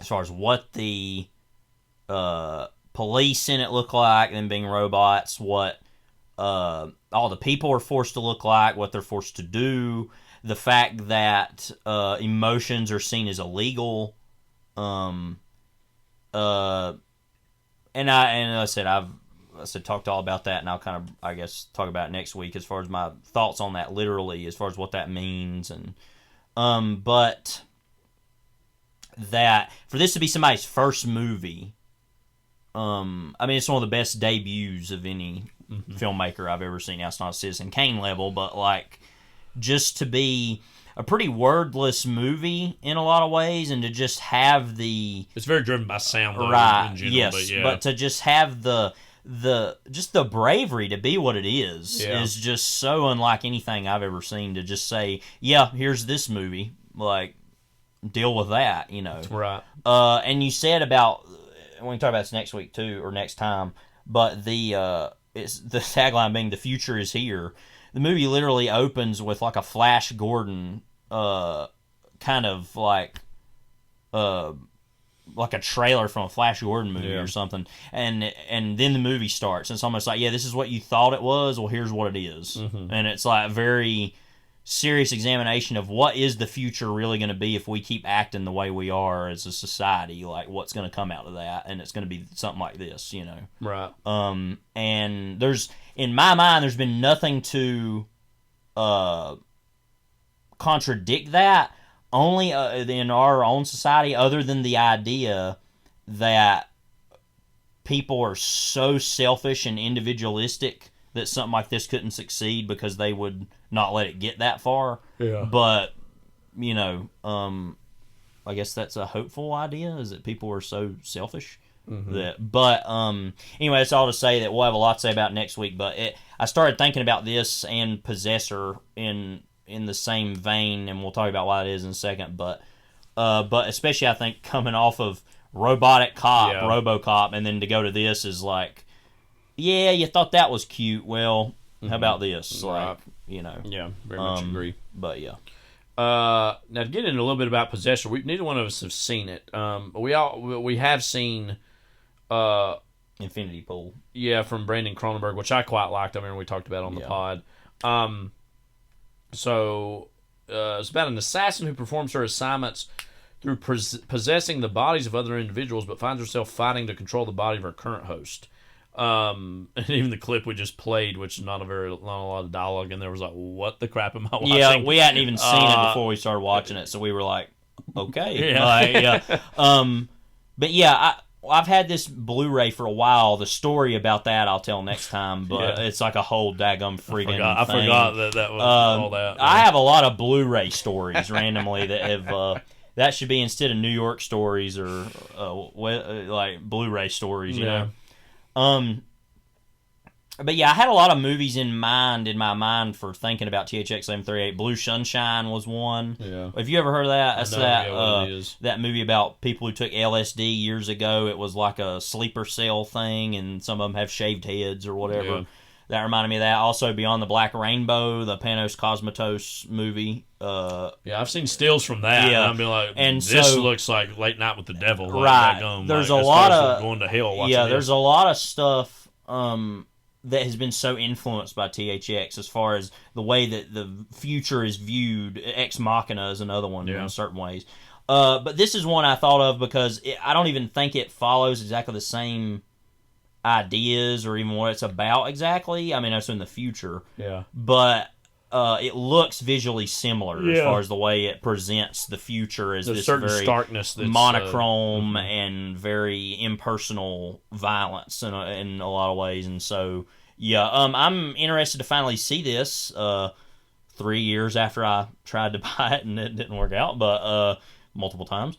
But yeah, so I'd actually like to try to watch a couple Cronenberg movies of his father before we get to that. Which we've seen a good amount of, but I want to try to watch Shivers before then because I've got the Blu-ray of that now. Yeah. But maybe we'll talk about that. But yeah, I think this would be an interesting double feature. I don't know. I think so too. A lot of freakish stuff going on. It make you happy to live in the present, you know. Yeah, not many things you would think would, but right. That's for sure true. This is Kyle. And this is Levi. Take care. God bless.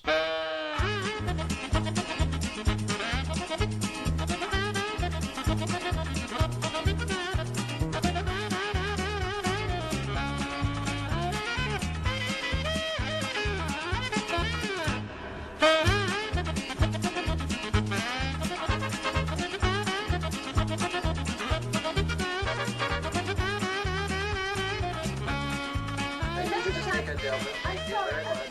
So nice. Goodbye.